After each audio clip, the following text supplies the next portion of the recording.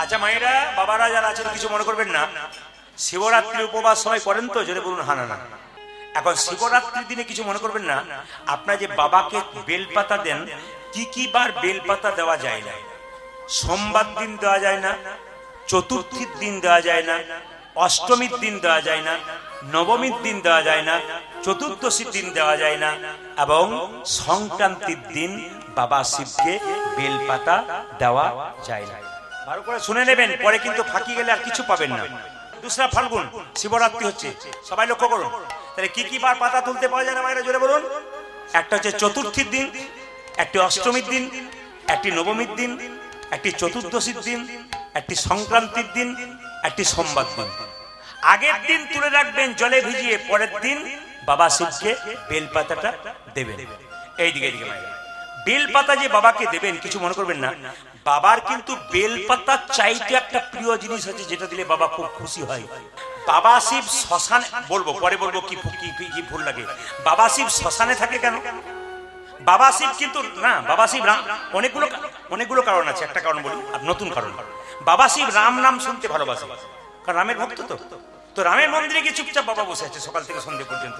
সবাই বলছে জয় শ্রীরাম জয় শ্রীরাম জয় রাম জয় রাম জয় রাম, বলিয়ে শ্রী রামচন্দ্র ভগবান কি, রামচন্দ্র ভগবান কি করছে।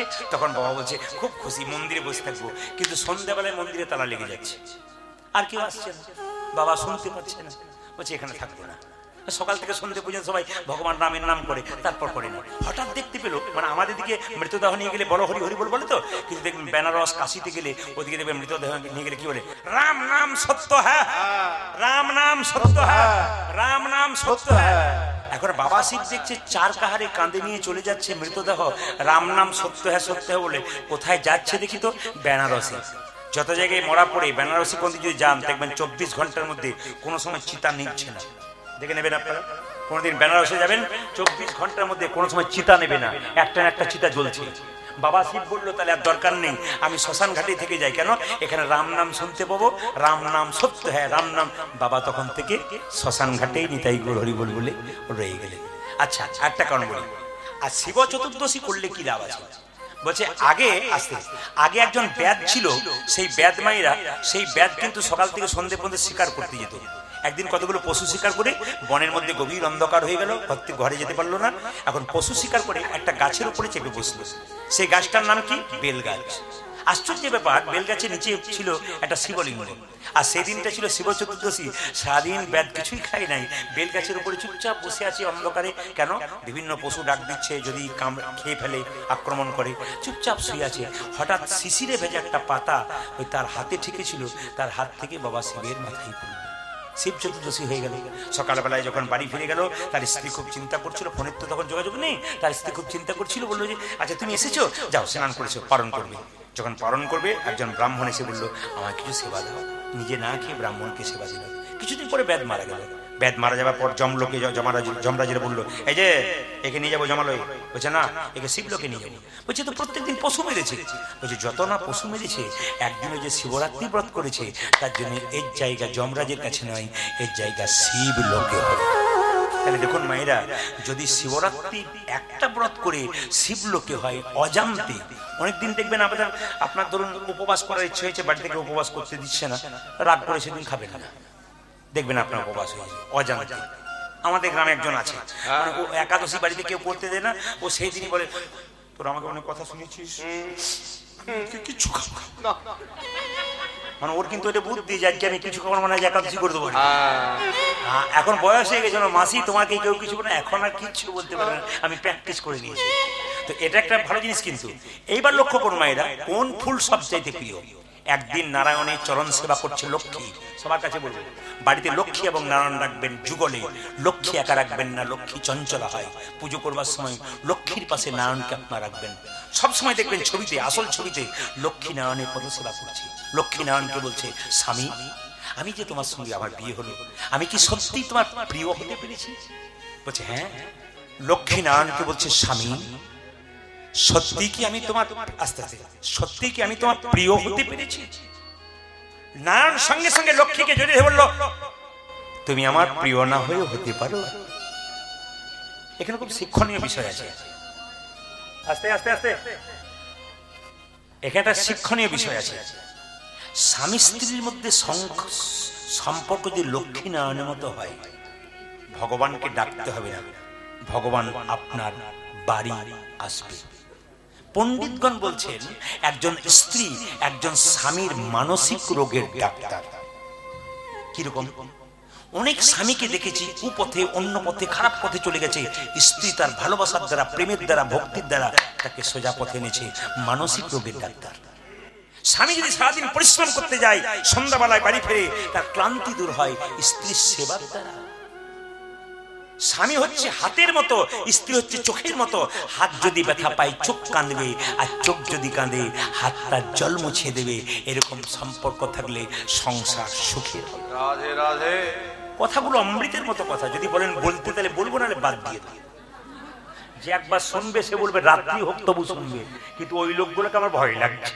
অন্য কিছু ব্যাপার নেই। বলবো তো না, কি বলছি? রাধা রানী কি, শ্যাম সুন্দর কি। ও মায়েরা সবাই তাকান, স্বামী স্ত্রীর সম্পর্ক কেমন? জীব এবং দাঁতের মতো। আমার কথা নয়, প্রদীপ পালের কথা নয়, বড় বড় মহাজনদের। জীব এবং দাঁতের মতো। কেন বলুন তো? জীব থাকবে পেছনে, দাঁত থাকবে সামনে। স্বামী হচ্ছে দাঁত, জীব হচ্ছে স্ত্রী, তিনি পেছনে। আপনাদের হাওড়াতে নাই, অন্য জায়গাতে জীব লক লক করে, দাঁত তার কিছু বুঝলেন? কিছু বুঝলেন? দাদারা হারে হারে বুঝছে আর কি। ওনারা বলছেন ঠিক লাইনে আছেন, আপনি ঠিক বলে যান, অসুবিধা নেই। আমরা বললেই গন্ডগোল, আপনি বলে যান যদি কিছু হয়। না না, বলে দেখি।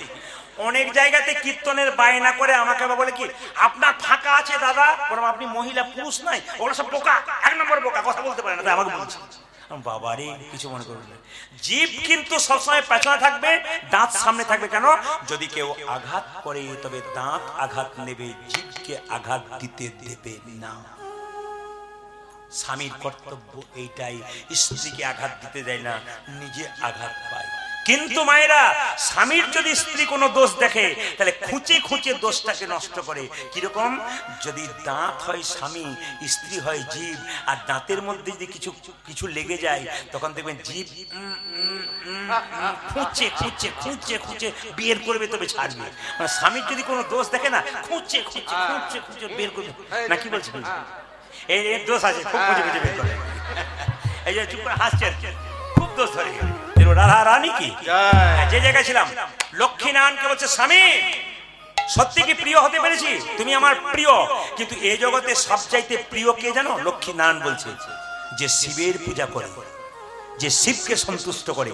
মায়েরা, ভগবান নারায়ণ নিজের মুখে বলছেন, এই জগতে যে নারী পুরুষ শিবরাত্রির দিনে শিবের পুজো করতে পারে, বা প্রতি সোমবার শিবের পুজো করতে পারে, শিব কিন্তু শিব পুজো করতে পারলে নারায়ণ তার প্রতি কৃপা দৃষ্টি দেয় না। লক্ষ্মী বলে উঠলো, লক্ষ্মী বলে উঠলো, স্বামী তাহলে কি করব? বলছে, তুমি এক কাজ করো, তোমার কানে আমি মন্ত্র দিই, 5 অক্ষরের মন্ত্র, নমঃ শিবায়, নমঃ শিবায়, নমঃ শিবায়। আর শিবের সবচাইতে প্রিয় ফুল, নারায়ণ বললেন পদ্ম ফুল। লক্ষ্মী প্রতিদিন সরোবর থেকে 100টা করে পদ্ম ফুল আনে, আর বৈকুণ্ঠে একটা সোনার শিবলিঙ্গ তৈরি করে প্রত্যেকদিন পুজো করে। পুজো 1 বছর হয়ে গেল। মা লক্ষ্মী যখন পুজো করছে, চোখটাকে বন্ধ করে ধ্যান করছে শিবের, বাবা শিব নিজের মূর্তি ধারণ করে 2টো ফুল কেড়ে নিয়েছে। হঠাৎ যখন ধ্যান ভাঙলো লক্ষ্মীর, তখন দেখতে পেল 2টো ফুল নাই। 100টা পদ্ম ফুল প্রত্যেকদিন তুলি, আজকে 2টো নেই কেন? তখন মনে মনে ভাবলো, 2টো যখন নাই, পুজো করতে করতে উঠলে যে দেবতার পুজো করেন তাকে অপমান করা হয়, তাই উঠতে নাই, যা আছে তাই দিয়ে করতে হয়। বলছে, তাহলে 100টা ফুল তো হচ্ছে না, তাহলে 100টা ফুল পূর্ণ করবো কি করে? সবাই তাকান, নিজের বক্ষ যুগলটাকে একদিন বিষ্ণু বলেছিল, ওগো লক্ষ্মী, তোমার বক্ষ যুগল পদ্ম ফুল স্বরূপ। বলছে, আমার স্বামী যদি বলে আমার বক্ষ যুগল পদ্ম ফুল স্বরূপ, এই বক্ষ যুগলে আমি বাবা শিবকে দান করব।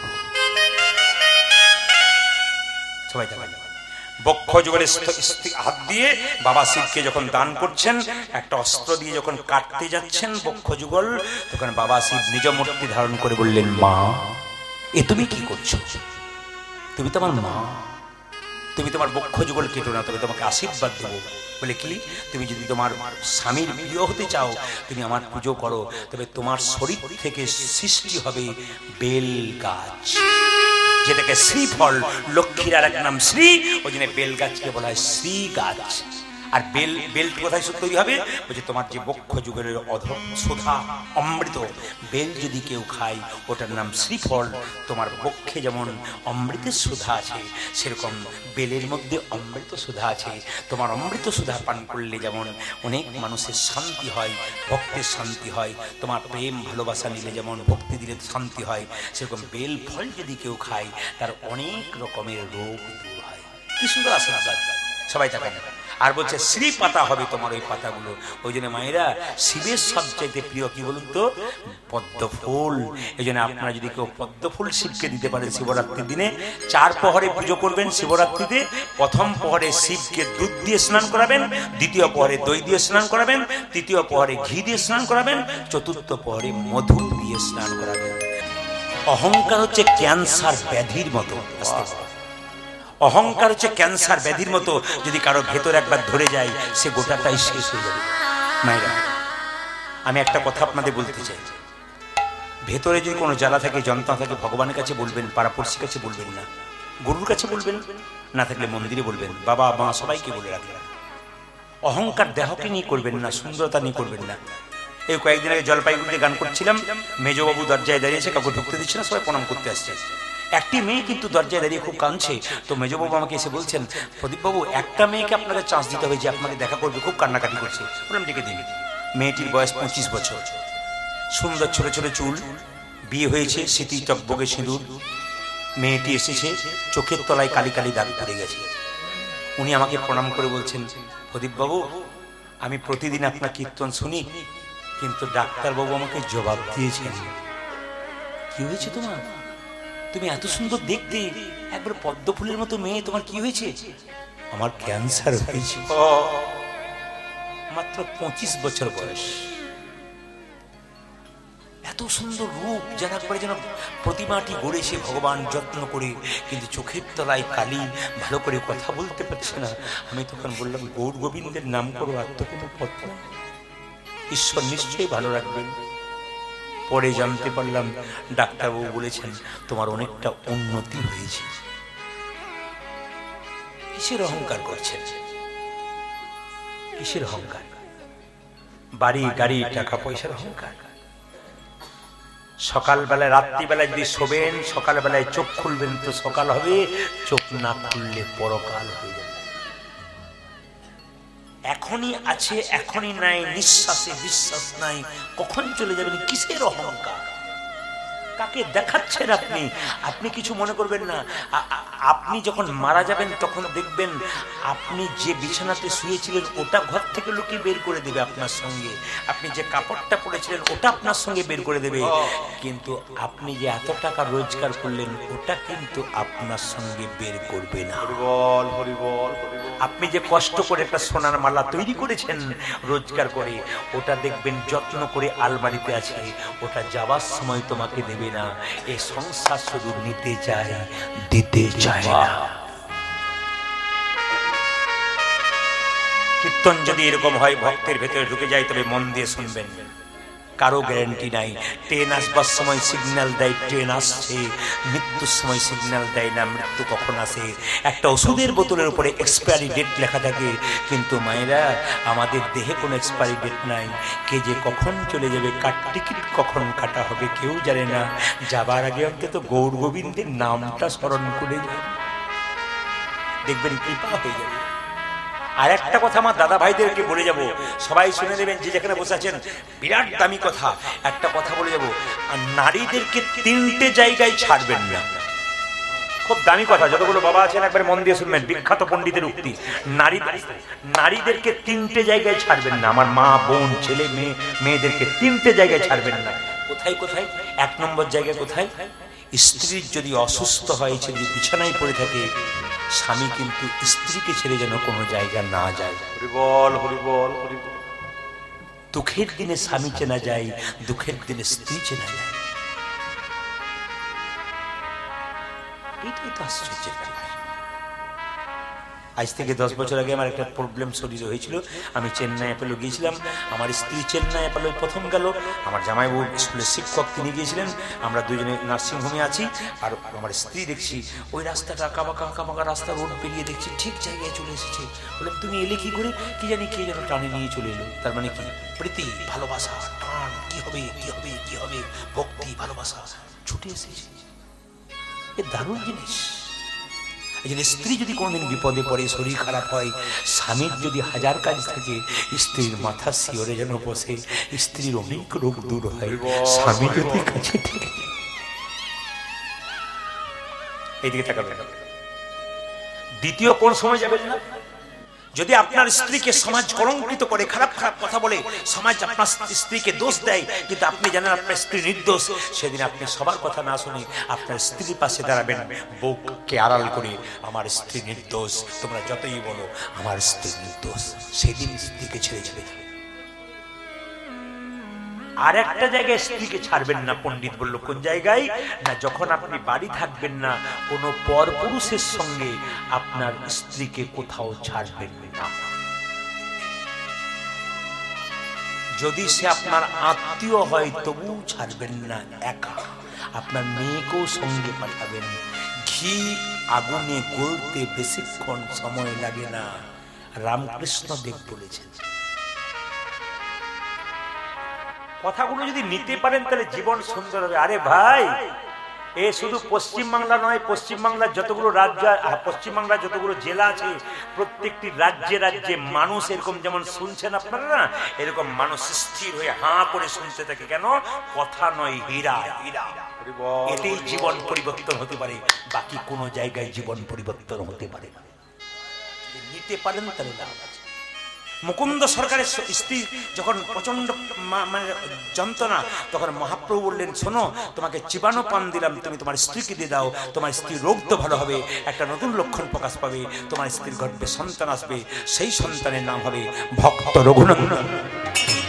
চিবানো পানটা স্ত্রীকে দিয়েছে মা, আর স্ত্রী গর্ভে সন্তান এসেছে, সেই সন্তানটা জন্ম নিচ্ছে সরস্বতী পুজোর দিনে। মাথায় কাপড় নিন সবাই মিলে, আজকে সরস্বতী পুজোর দিনে কিন্তু সন্তান জন্ম নিচ্ছে। সবাই তাকান, সরস্বতী পুজোর দিনে সন্তান জন্ম নিচ্ছে। কিভাবে? সবাই, আপনি ভগবানের জন্য কিছু করবেন তো ভগবান আপনার জন্য কিছু করবে, কিছু করবেন না তো ভগবান আপনার জন্য কিচ্ছু করবে না। রাত্রিবেলায় বিপদে পড়েছেন, 10,000 টাকা দরকার, আমার সঙ্গে যদি আপনার সম্পর্ক থাকে, আপনাকে ডাকতে হবে না, হ্যালো করলেই টাকাটা আপনার বাড়ি দিয়ে যাব। আজ আমার সঙ্গে সম্পর্ক না রাখেন, কেঁদে মূল্য 1 টাকা দেবো না। কেন বলুন তো? আপনাকে তো আমি চিনতেই পারি। ভগবানের সঙ্গে যদি সম্পর্ক রাখেন, দিনের পর দিন মায়েরা ভগবানের সঙ্গে সম্পর্ক রাখেন, ভগবানের নাম শোনেন, একদিন বিপদে পড়বেন, ভগবানকে ডাকতে হবে না, ভগবান অজান্তে তোমার বিপদ থেকে তোমাকে রক্ষা করে দেবে। দু ভাই মিলে কীর্তন করতে করতে শ্রীবাসের দরজায় গিয়ে দাঁড়িয়েছে। সবাই তাকান, বড় ভাই এরকম করে দাঁড়িয়ে আছে, ছোট ভাই এরকম করে দাঁড়িয়ে আছে। তার মানে কি? যে গাছে ফল ধরে সেই গাছের ডালটা নিচের দিকে যায় না উপর দিকে যায়? জোরে বলুন, কোন দিকে? আমি কিন্তু শুনতে পাচ্ছি একজন বলছে উপর দিকে, নিচের দিকে। আচ্ছা মায়েরা, সোনার কলসি যতই দামি হোক, একজনের কাছে মাথা নিচু করতে হয়। কার কাছে? জোরে বলুন, কার কাছে? মা ঠিক বলে। কার কাছে বাবা? গ্লাসের কাছে। আপনি কয়েকশো কোটি টাকার মালিক হন না কেন, মৃত্যুর কাছে মাথা নত সবাইকেই। যতই টাকা থাক, গাড়ি থাক, বাড়ি থাক, মৃত্যুর কাছে কিন্তু আপনাকে মাথা নত একদিন করতেই হবে। ওই জন্য সবার কাছে নিবেদন রইল, যাদের কীর্তন শুনতে ভালো লাগে, যাদের ভালো লাগে না তাদেরকে বুঝিয়ে দিই, একটু মন দিয়ে শুনবেন। বিরাট কোহলি বিশ্ববিখ্যাত ক্রিকেটার ভারতবর্ষে, জোরে বলুন হানা না। তার স্ত্রীর নাম অনুষ্কা। বৃন্দাবনে গিয়ে প্রেমানন্দ মহারাজের কাছে দুজন চুপচাপ বসে আছে, যার নাকি শুনেছি দেশে দেশে বাড়ি আছে, কয়েক হাজার কোটি টাকার মালিক।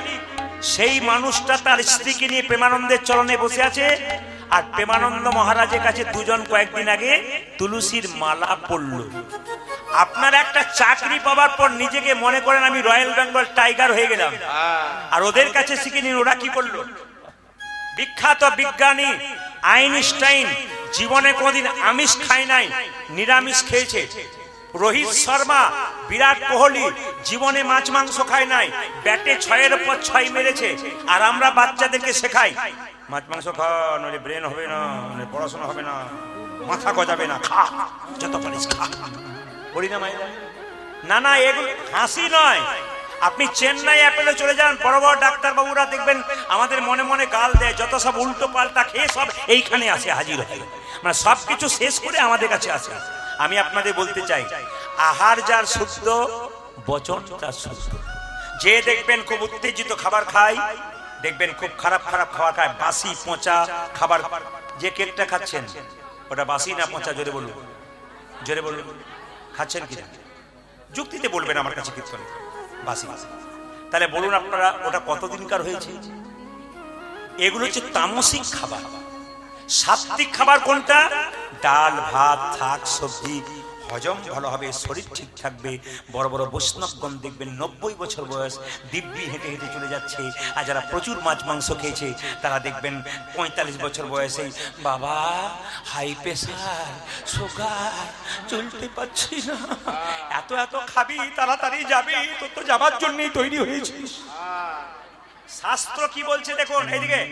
শাস্ত্র বলছে যার যেমন পেট, যার যেমন হাতের আকার, যার যেমন হাতের আকার। সবাই তাকান আমার দিকে, যে যেখানে বসে আছেন বুদ্ধিমান ব্যক্তি যারা আছেন, শাস্ত্র গীতা পড়বেন, ভাগবত পড়বেন, দেখবেন বলছে নিজের হাতটা যতটা ততটা পর্যন্ত জঠোর, মানে পেটটা।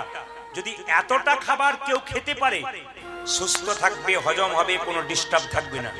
আর যদি মনে করে গলা পর্যন্ত খাবো, তার তো নিতাই গৌর হরিবল হবার চান্স নেই না। কথাগুলো শুনবেন, আপনাদের দাম আছে। দু ভাই মিলে যখন এরকম করে দাঁড়িয়ে আছে, দেখবেন সব সহ্য করতে পারে ভগবান, কিন্তু চোখের জল সহ্য করতে পারে না। মহাপ্রভু শিবাসকে বলছে, শিবাস দু ভাই আমার কৃপা পাবার জন্য এসছে। বড় ভাইয়ের নাম মুকুন্দ, ছোট ভাইয়ের নাম নরহরি, চলো দুজনকে একবার দর্শন দিয়ে আসি। দুজনকে দর্শন দেবার জন্য মহাপ্রভু নিতাই চাঁদকে নিয়ে কীর্তন করতে করতে যাচ্ছে শিবাসকে নিয়ে, আর মুকুন্দ আর নরহরি মহাপ্রভুকে দেখছে। দেখুন কিভাবে দেখছে। 12 মাসে কটা একাদশী? জোরে বলুন। 24টা। মুসলিম সমাজে, মুসলিম সমাজে 30 দিনে 30টি রোজা রাখা হয়। আমি চেন্নাইয়ে যাকে চিকিৎসা করেছিলাম প্রথমবারই, তিনি আমাকে দেখছিলেন, ওনার একজন মুসলিম ডাক্তার।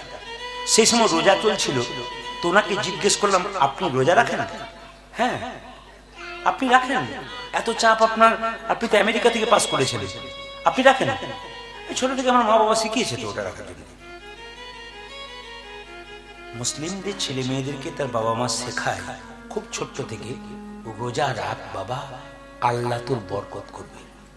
আর আমাদের ছেলে যদি বলে মা খেয়ে দিয়ে একাদশী করব, তাও বলে এখন থেকে বুড়ো হবি, তখন খালি ফাজলাম, এই করবো ওই করবো সেই করবো, পড়াশোনা না গেলে এই করবো। ধ্বংস করা হচ্ছে, জোরে বলুন, ধ্বংস করা হচ্ছে। আমার কথাগুলো বিচার করবেন সব। যদি আপনার শিক্ষিত ব্যক্তি হন তাহলে বিচার করবেন। এইদিকে এইদিকে শুধু মদ খেয়ে রাস্তায় ঘুরে ঘুরে বেড়াবো, মাতলামি করবো, হিন্দু সমাজটাকে নষ্ট করবো, এটা নয়, এটা নয়। আপনাকে জানতে হবে। আমি যেটা চাইছি সেটা শুনবেন। বাচ্চাদেরকে 10 বছর পর থেকে শেখান একাদশী কর। একাদশী করলে কি হবে মা? 14 দিন পর পর একবার একাদশী, মানে কি আপনি 14 দিন পর পর আপনার পেটটাকে একটা রেস্ট দিলেন। যেমন মেশিন চলতে চলতে মেশিনকে যেমন সপ্তাহে একদিন রেস্ট দেওয়া হয়, কোম্পানি ছুটি দেয়, ঠিক সেরকম কোম্পানিকে ছুটি দিতে হবে, তবে এ কিন্তু ভালো কাজ করবে। এটা কিন্তু সায়েন্টিফিক যুক্তি। যারা শুনছেন তারা শুনবেন। মাঝে মাঝে একে রেস্ট দিতে হয় 14 দিন পর পর। মুসলিমরা 30 দিনে 30টা রোজা করে ভোর 4 থেকে সন্ধ্যে 6টা পর্যন্ত জল খাওয়া তো দূরে কথা, থুতু পর্যন্ত গেলে না। আর আমরা কি খেতে পাবো? কি খেতে পাবো? সবজি খেতে পাবো, ফল খেতে পাবো, দুধ খেতে পাবো, সাবুর পায়েস খায় অনেকে, সাবুদানা খায় অনেকে, কলা খায়, ফল খায়, এত সব খাবে, সবজি খেতে পাবে, তবু একাদশী করবে না। খালি আমাদের কলেজে পড়া ছেলে মেয়েদেরকে জিজ্ঞেস করি একাদশী করেছো? ওগুলো আমরা কি করবো? ও বাবা কাকারা করে, ওগুলো আমাদের নয়। আমরা বুঝিয়ে দিয়েছি এগুলো বাবা কাকাদের, আমাদের নয়। ওই জন্য হিন্দু সমাজ আস্তে আস্তে নিচের দিকে নামেছে। কথাগুলো বিচার করবেন আপনারা। আমার কথাগুলো আমরা নিচের দিকে নামার একটি পথ, আমরা আমাদের ভবিষ্যৎ প্রজন্মকে ধর্ম সম্বন্ধে শেখাই। একটি অন্য ধর্মের মানুষ কিছু মনে করবেন না, খুব কত লজ্জার ব্যাপার শুনবেন, ভালো করে হাসবেন না, কিন্তু হাসির জিনিস কিন্তু হাসবেন না। দুর্গা পুজোর সময় এক জায়গাতে দুর্গা মন্দির গেছি। এখন তো ধরুন দুর্গা পুজো হয় না, এখন তো প্যান্ডেল পুজো হয় না, কি বলছেন? তো প্যান্ডেল পুজো হোক, অসুবিধা নাই। তো প্যান্ডেল দেখতে গেছি, সুন্দর প্যান্ডেল, সাজসজ্জা সব কিছু। একজন অন্য ধর্মের মানুষ, তিনি আমার কীর্তন শোনেন, তিনি বলছেন আপনি প্রদীপবাবু না? করে হ্যাঁ। কি দেখছেন? আমি এই যে কি বলো থিম দেখছি। কি থিম দেখছি? দেখছি দুর্গা মন্দিরে বাবা শিব স্কুটি চালাচ্ছে আর দুর্গা তার পেছনে বসে হাত দিয়ে বসে আছে। আমাকে উনি বললেন, প্রদীপবাবু আপনি তো কীর্তন করেন, আমাকে একটু উত্তর দিন, আপনাদের কোন জায়গাতে শিব স্কুটি চালাচ্ছে আর মা দুর্গা পেছনে হাত দিয়ে আছে? এত অসভ্য, এত নিচের দিকে আমরা নেমে গেছি যে আমাদের আসল ধর্মটাকে আমাদের পরবর্তী প্রজন্মের কাছে নোংরা হিসাবে দেখাচ্ছে। পরবর্তী বাচ্চারা কি মনে করবে যে শিব তাহলে সত্যি স্কুটি চালিয়েছে? এই জন্য তো আমাকে অনেকে প্রশ্ন করে যে শিবলিঙ্গ যে পুজো হয়, আমি তো উত্তর দিদি কেন শিবলিঙ্গ পুজো করা হয়, কিন্তু আমাদের হিন্দুদের অনেক অন্য ধর্মের লোকরা বলে তোদের শিবলিঙ্গ পুজো হয়, মা কালী উলঙ্গ হয়ে পুজো হয়, তোরা কিছুই তোদের কি রে? কিন্তু একবারও উত্তর দিতে পারে না মা কালী কেন উলঙ্গ পুজো করে, কেন শিবলিঙ্গ পুজো করা হয়। কীর্তন শুনতে এই জন্য আসতে হয়, অজানা জিনিসগুলোকে জানবেন, জবাব দিতে পারবেন মুখের উপরে। এই জন্য কীর্তন শুনতে আসা। যে সমস্ত ব্যক্তিরা মন্তব্য করে যে কথা বলে, তাদেরকে কালকে বুঝিয়ে দেবেন যে যতক্ষণ বসলাম কিছু শিখে গেলাম, জীবনে যা শিখি নাই তা শিখে এলাম। আমি ইচ্ছা করলে আজকে সমস্ত শিক্ষা নয়, কিছুটা শিক্ষা আপনাদের দিতে পারি। শুধু বলতে চাই মায়েরা, আপনাদের বাচ্চাদেরকে বলবেন একাদশী কর। ওই মেয়েটা যদি একাদশী করে গোবিন্দ চরণে ফুল দেয়, ও যখন বড় হবে না, আস্তে ও যখন বড় হবে না, তখন দেখবেন ওই মেয়েটা রাস্তা দিয়ে যাবে, উল্টো পাল্টা খারাপ কাজ করবার আগে বিবেকটা ধাক্কা দেবে, আমি কৃষ্ণ ভক্ত, আমার মা আমাকে ভজন শিখিয়েছে, আমার মা বাবার চোখে কালি পড়বে না, আমি খারাপ কাজ করব। যার মধ্যে ধর্ম জ্ঞান আছে তার মধ্যে বিবেক আছে। আর যদি আপনার ছেলে মেয়ের মধ্যে ধর্ম জ্ঞান না থাকে, বিবেক জাগবে কোথা থেকে? আপনার বিচার করুন। আপনি বাবা হয়ে মদ খেয়ে রাত্রিবেলায় মাতলামি করছেন ঘরে, আপনার ছেলে আপনার কাছ থেকে শিখছে। একজন বাবা যদি সকালবেলায় স্নান করে একটু গোবিন্দের চরণে ফুল পুষ্প দেয়, তুলসী পত্র দেয়, আমি 100% গ্যারান্টি দিলাম সেই বাবার ছেলেটা বড় হয়ে উল্টো পাল্টা জায়গায় বসবে না, কীর্তনের আসরে বসবে। আপনি গর্ব করে বলবেন, আমি একটা ভালো সন্তানের জন্ম দিয়ে পৃথিবী থেকে চললাম। ভালো সন্তানের জন্ম দিয়ে ভালো বাবা হয়ে যান পৃথিবী থেকে। ছেলের জন্য কোটি টাকা রাখলেন, ছেলেকে কেমন তৈরি করলেন? এইরকম না এইরকম। যদি এইরকম তৈরি করলেন তো সব ধ্বংস করে দেবে। আর যদি বিবেক জ্ঞান ধর্ম ছেলে তৈরি করলেন, আপনার ছেলে কৃষ্ণ ভক্ত হয়ে আপনার শেষ দিনে সাধ্য কাজ করে প্রচুর ভক্তকে নাম দিয়ে কীর্তন শুনিয়ে একটু প্রসাদ সেবা করা। কথাগুলো পুরো অমৃত, হীরা হীরা। শুনবেন না তো আপনাদের ভেতর ঠান্ডা হয়ে যাবে। শুধুমাত্র বললেই হলো। শুধু আমি বেশি বলবো না, শুধু এইটুকু বলবো, জেনে যান, জেনে যান বিজয়া একাদশী কেন করে। এই দিকে তাকান। আমাদের 12 মাসে 24টা একাদশী, ওদের 30টা রোজা। দেখুন হিসাব করে, 12 মাসে 24টা একাদশী গুনলেন, 24টা হলো তো। আচ্ছা, তার মধ্যে বুড়ো 14, বুড়ি 8, মানে কি? শিব ঠাকুরের চতুর্দশী আমরা পালন করি, আর বুড়ির 8 মানে দুর্গার অষ্টমী পালন করি। কটা হলো? 24 আর 2 জোরে বলুন, 26টা, তাই না? আচ্ছা, 2 ছেলের 2 জন্মতিথি, কৃষ্ণের জন্মদিন আর রামের জন্মদিন, কটা হলো জোরে বলুন? 28টা আমাদের হয়ে গেল। তারপরে ধরুন আমাদের অমাবস্যা, পূর্ণিমা, এমনি করে অনেক অনেক উপবাস আছে, মায়েদের জিতা অষ্টমী আছে, এইসব নিয়ে দেখবেন 30টার বেশিও আমাদের হয়ে যাচ্ছে, কিন্তু কেটে কেটে হচ্ছে। বিজয়া একাদশী কেন হলো? আসল জায়গা থেকে সরে গেছিলাম, আমি বলে দিই মায়েরা। এই বিজয়া একাদশী যেটা 30শে মাঘ আসছে, ওই একাদশীটা স্বয়ং রামচন্দ্র করেছিলেন। কেন? যখন পঞ্চবটী বনে সীতাকে নিয়ে গিয়েছিলেন, তখন কিন্তু রাবণ সীতাকে হরণ করে নিয়ে গিয়েছিলেন। যদি বলুন হ্যাঁ না, একটা পাখি বাধা দিয়েছিল, তার নাম কি? জটায়ু। পাখিটা মৃত্যুর সঙ্গে লড়াই করে বলল, মাকে বাঁচাতে পারলাম না, অনেক চেষ্টা করলাম। রামচন্দ্রের একজন বন্ধু, তিনি হচ্ছেন বন্ধুবর এবং খুব সহায়ক, তিনি হচ্ছেন সুগ্রীব। তিনি খবর নিয়ে এলেন যে অশোক বনে সীতা মা কাঁদছে। রামচন্দ্র তখন মনে মনে ভাবছে, কি করে সাগর পেরিয়ে আমার স্ত্রীকে আনা যায়। যখন এই কথা চিন্তা করছে সাগর পেরিয়ে স্ত্রীকে আনা যায়, মায়েরা তখন লক্ষণকে বললে, ভাই লক্ষণ তুমি বুদ্ধি দাও। লক্ষণ বলছে, দাদা তুমি হলে পরম পরম জ্ঞানী, তুমি হলো ঐশ্বর্য পুরুষোত্তম, তুমি পুরুষোত্তম পরম পুরুষ রামচন্দ্র, তোমাকে কি জ্ঞান দেবো? বলছে, ভাই হয়ে তুইও জ্ঞান দে, আমাকে কিছু বল। বলছে, শোনো, এখান থেকে 4 কিলোমিটার দূরে বগদালব্য ঋষি বলে একজন ঋষি আছেন, উনি ওখানে বসে আছেন, ওনার কাছে যাও। বগদালব্য ঋষির কাছে গিয়ে বললেন, ঋষি আমি আপনাকে প্রণাম জানালাম। স্বয়ং ভগবান ঋষিকে প্রণাম দিলেন, তার মানে এখানে শিখিয়ে দিলেন ভগবান যে আমি ভগবান হতে পারি, কিন্তু মুনি ঋষিদের প্রণাম দিই। আমি আপনাদের বলবো, বাচ্চা ছেলেকে রবিবার দিন পার্কে না নিয়ে গিয়ে, উল্টো জায়গায় না নিয়ে গিয়ে, বাবা মা হাঁটিয়ে হাঁটিয়ে মন্দিরে নিয়ে যান। ভগবানকে আপনিও প্রণাম করুন, আপনার বাচ্চাকেও প্রণাম করতে শেখান। সাধুগুরু বৈষ্ণব দেখলে সঙ্গে সঙ্গে ছেলেকে বলুন, আমি প্রণাম করছি, তুইও কর।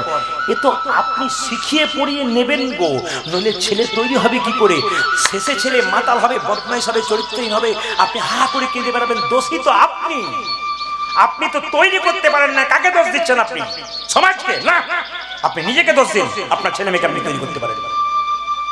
যদি বিবেককে প্রশ্ন করেন, কীর্তন শোনার পর কালকে বিচার করবেন যে সত্যি আমার বিবেকের ধাক্কা লাগলো কিনা, আমি কি করা উচিত। বগদালব্য ঋষি বললেন, যদি তুমি একটা ব্রত করতে পারো, বিজয়া একাদশী, ফাল্গুন মাসের, যেটা কৃষ্ণপক্ষের একাদশী মায়েরা, এটা কিন্তু এবার 30-এ মাঘ পড়েছে, কিন্তু ফাল্গুন মাসের একাদশী এটা, যদি একাদশী করতে পারো তাহলে স্বয়ং রামচন্দ্র, ভগবান কখনো একাদশী করেন? স্বয়ং ভগবান কেন করলেন? আসলে তিনি লীলা করলেন, জগৎকে শিক্ষা দিলেন, আমি যেমন করলাম তোমরাও জগৎ বিজয় একাদশী করলে তোমরা আমার মতো বিজয় লাভ করবে। সমস্ত কাজকর্মে তোমাদের বিজয় লাভ হবে যদি বিজয় একাদশী করতে পারো। ওই জন্য আমি প্রত্যেকটি জনকে বারবার বলি, একাদশী করুন। এবং অনেক লোক আমাকে বলেছে, প্রদীপ বাবু আপনার কথা শুনে একাদশী করেছি। একাদশী 3 দিন আগে থেকে 100-150 ফোন আসে, কত মা কত বাবা, কখন পালন হবে বাবা প্রদীপ বাবু, এই সময় বাবা কখন থেকে শুরু হবে একটু বলে দিন আমাদেরকে। আমি নতুন শুরু করেছি আপনার কথা শুনে। আমি গোবিন্দ ভগ মহাপ্রভু বলেছে, তুমি ভক্ত হও, আর যত ভক্ত তৈরি করতে পারবে তত তোমার লাভ। মায়েরা আপনি একাদশী করুন, পাশের বাড়ির মেয়েকে বলুন। আপনি একাদশী করুন, আপনার পাশের বাড়ির মেয়েকে বলুন। 10 বার বলুন, ও যদি করে তো ভালো, না করে 10 বার বলুন। যত বলবেন আপনার লাভ আছে। হিন্দু সনাতন ধর্ম তত জাগ্রত হবে। আমরা সবাই বলতে পারবো আমরা সত্যিকারে গর্ব করে আমরা হিন্দু জাতির মানুষ, আমরা ধর্ম করতে পারি। সনাতন মানে কি? ছিল, আছে, থাকবে, চিরকাল থাকবে। এ হচ্ছে সনাতন। তাই সনাতনকে অপমান করা একবারে যাবে না। ভগবান আছে, যত নাম করবেন। যেমন আমি বৃন্দাবনে গিয়েছিলাম গত 2 মাস আগে, একজন মহারাজের কাছে বহু মেয়েরা বহু ছেলেরা আসছে, নানা রকম সমস্যা জানাচ্ছে, আমার এই হচ্ছে, আমার ওই হচ্ছে। মহারাজ একটাই কথা বলছে, বাবা শুধু নাম করো, নাম করলেই শান্তি পাবে। কোনো জায়গায় শান্তি নাই, নামের জায়গায়। এই যে বাচ্চাটাকে নিয়ে এসছে, কিছু মনে করবেন না, মা শুনছে, বাচ্চাও ঘুমন্ত অবস্থায় শুনছে, তার মানে মা কিন্তু শিখিয়ে দিচ্ছে গোবিন্দ ভজন করার পথটা। বাঘিনী যেমন বাচ্চাদের সাঁতার শেখায়, আগে কিন্তু বাঘিনী জলে নেমে যায়, বাচ্চাগুলো নামতে চায় না। বাচ্চা দেখলো মা যদি নেমে যায়, আমার দরকার কি আমরাও নেমে যাই। ভক্তির পথে মায়েরা যদি নামবেন, দেখবেন আপনার ছেলেরাও কিন্তু নামতে পারে। কারণ বাবারা তো কাজের জন্য ব্যবসা করে, কেউ চাকরি করে, ওদের তো সময় থাকে না। একমাত্র মায়েরা পারেন আপনার ছেলে মেয়েকে আচার বিচার সংস্কার শেখানোর জন্য। এটা মায়েদের দায়িত্ব রইল। কারণ গর্ভের মধ্যে যখন বাচ্চা থাকে, তখন ওটা প্রথম স্কুল, যেখানে কিন্তু মায়ের যেমন চলা হবে, যেমন বলা হবে, যেমন দেখা হবে, বাচ্চার চলা বলা তেমন হবে। এরা জানেন মালদাতে গৌর বলে একটা জায়গা আছে, যারা শিক্ষিত ব্যক্তি ইতিহাস পড়েছেন, মালদাতে গৌর বলে একটা জায়গা আছে। ওখানে নবাব হোসেন শাহ ছিল, মায়েরা মালদাতে নবাব হোসেন শাহ। তো নবাব হোসেন শাহ পেটের যন্ত্রণা হয়েছিল, কোনো মতে ভালো হচ্ছিল না। একবার মুকুন্দের কাছে এলো মায়েরা, প্রচুর লোক মুকুন্দ সরকারের দরজায় দাঁড়িয়ে আছে। হঠাৎ করে মুকুন্দ বলে উঠলো, এই যে তোমাদের মধ্যে সবচাইতে গরিবকে সে আগে এসো। নবাব হোসেন শাহ বললো, বাবা আমি সবচাইতে ফকির। নবাবকে একজন বুদ্ধি দিয়েছে, তুমি যদি পেটের রোগ ভালো করতে চাও, তোমাকে ফকির সেজে যেতে হবে। এত বড় বাংলার নবাব ফকির সেজে এসেছে। এই যে তোমাদের মধ্যে গরিবকে? আমি। কি নাম? আমার নাম হোসেন ফকির। দেখি জামাটা খোলো তো। নবাব মনে মনে ভাবছে, জামা আমি খুলবো, পেটের রোগ যদি ভালো না হয় তো দেখবে কে এসেছে। আরে কি ভাবছো, জামা খোলো। নবাব যেন জামাটা খুলেছে, অমনি মুকুন্দ বলল, এবার মাটির বারান্দাতে গড়াগড়ি দাও। নবাব মনে মনে ভাবছে, কালের কাল বর্ষাকাল, হরিণে যাতে বাঘের গাল, নেহাত বেকায়দায় পড়েছি বলি, যদি আমার পেটের রোগ ভালো না হয়। আরে ভাবছো কি, গড়াগড়ি দাও। যেই না নবাব হোসেন শাহ ফকির সেজে ধুলায় গড়াগড়ি দিয়েছে, অমনি চমকে উঠে বললো, কবিরাজ। বলে কি? আমি যেই না ধুলায় গড়াগড়ি দিলাম, আমার অর্ধেকটা পেটের রোগ ভালো হয়ে গেল। মুকুন্দ বলল, সবাইকে দিদিতে একটু পড়ে গেছে, তোমার কাজে লেগে গেছে। না মা, ভক্ত পদ ধুলিয়ার ভক্ত পদ জল, ভক্ত পদ জল, ভক্ত শেষ হয় 3 মহা। প্রত্যেকটি জেলায় জেলায় একটা অভিজ্ঞতা আছে। আপনাদের জেলার কীর্তন আলাদা, অন্য জেলায় কীর্তন আলাদা। উত্তর দিনাজপুর, মালদা, নদিয়া যদি গান করতে যাওয়া যায়, যদি কোনোদিন যান, আপনাদের আত্মীয় থাকে, দেখবেন যখন কীর্তন শেষ হয় না, সব মেয়েরা, সব ছেলেরা, সব বাবারা একবার ধুলোতে গড়াগড়ি দেবে, তারপর যাবে। কীর্তন শেষ হবে তো ধুলোতে গড়াগড়ি দেবে, একবার ধুলোতে তিরপল উঠিয়ে ধুলোতে গড়াগড়ি দেবে, তারপর যাবে। তা আমি কীর্তন করতে গেছি নদিয়াতে, 3 জন মেয়ে কলকাতা থেকে এসছে কীর্তন শুনতে। দেখতে পাচ্ছি ওনারা 3 জনে কিন্তু কীর্তন এসে গড়াগড়ি দিচ্ছে। জিজ্ঞেস করলাম, আপনার শাড়িটা ময়লা হয়ে যাবে না? উনি বলছেন, আপনার কীর্তনে শুনেছি স্বামীর যদি 10টা কাপড়ের দোকান থাকে, যখন চিতাতে দেবে 1টা কাপড়ও সঙ্গে দেবে না। ময়লা হলে তো কি আছে, গোবিন্দের নামে হোক। আমার আপনি কি করেন? শুনলে চমকে যাবেন। উনি বলছেন, আমি কলকাতার কোন এক কলেজের প্রফেসর। আপনি কলেজের প্রফেসর, আপনি কীর্তন শুনছেন? কেন শুনবো না? আমার স্বামী প্রসাদ ভোজি, আমি প্রসাদ ভোজি। আমার স্বামী একজন হাই স্কুলের শিক্ষক, তিনি প্রসাদ ভোজি, আমি প্রসাদ ভোজি, দুজনে প্রসাদ ভোজি আমরা। বাহ! আমরা, আপনি তো আমার চেয়ে ছোট না হতেন, আপনাকে একটা প্রণাম করতাম। একটি মেয়ে এসছে, ও বলে আমি বিউটি পার্লারের কাজ করি। বললাম, আমিও তো করি। প্রদীপবাবু আপনি করেন? বলে হ্যাঁ। কখন করেন? তাহলে কীর্তনে ফাঁকি? বললাম না, কীর্তন করতে করতে বিউটি পার্লারের কাজ করি। বলছে বুঝতে পারলাম না। বললাম, তুমি তো বিউটি পার্লারের কাজ করে মেয়েদের বাইরেটা ভালো করার চেষ্টা করো, আর আমি বিউটি পার্লারের কাজ করে ভক্তের হৃদয় মন্দিরটাকে পরিষ্কার করার চেষ্টা করি। ভক্তপদ ধুলিয়ার ভক্তপদ জল, ভক্ত ভক্ত শেষ হয় 3 মহাবল। যেই না কবিরাজ, তোমার কি ওষুধ দেওয়া থাকে? নেই ওষুধ দেওয়া থাকে, অর্ধেকটা পেটের রোগ ভালো হয়ে গেল। মুকুন্দ বলো, সবাইকে দিতে একটু পড়ে গিয়ে তোমার কাজে রেখেছি। দেখি দেখি দেখি হাঁ করতো, আসল ওষুধটা দিয়ে দিই। যেই না হাঁ করেছে, আসল ওষুধটা দিয়েছে, আর নবাবের পেটের যন্ত্রণা ভালো হয়ে গেছে। মুকুন্দ! নবাব মনে মনে, মুকুন্দ মনে মনে ভাবছে, এত বড় কে যে আমার নাম ধরে ডাকলো? নবাব বলে উঠল, আমি সারা বাংলার নবাব হোসেন শাহ। নবাব আপনি? হ্যাঁ, তোমাকে পরীক্ষা করতে এসেছিলাম, তুমি কত বড় কবিরাজ। এখানে তোমাকে থাকা যাবে না, তুমি চলে যাও। বলে কোথায়? আমার সঙ্গে মালদাতে। তুমি মুসলমান, আমি হিন্দু, তোমার বাড়ি যাবো কেমন করি? রাত্রিবেলায় মহাপ্রভু মন্দিরে কেঁদে কেঁদে বলছে, প্রভু বলে দাও, প্রভু বলে দাও,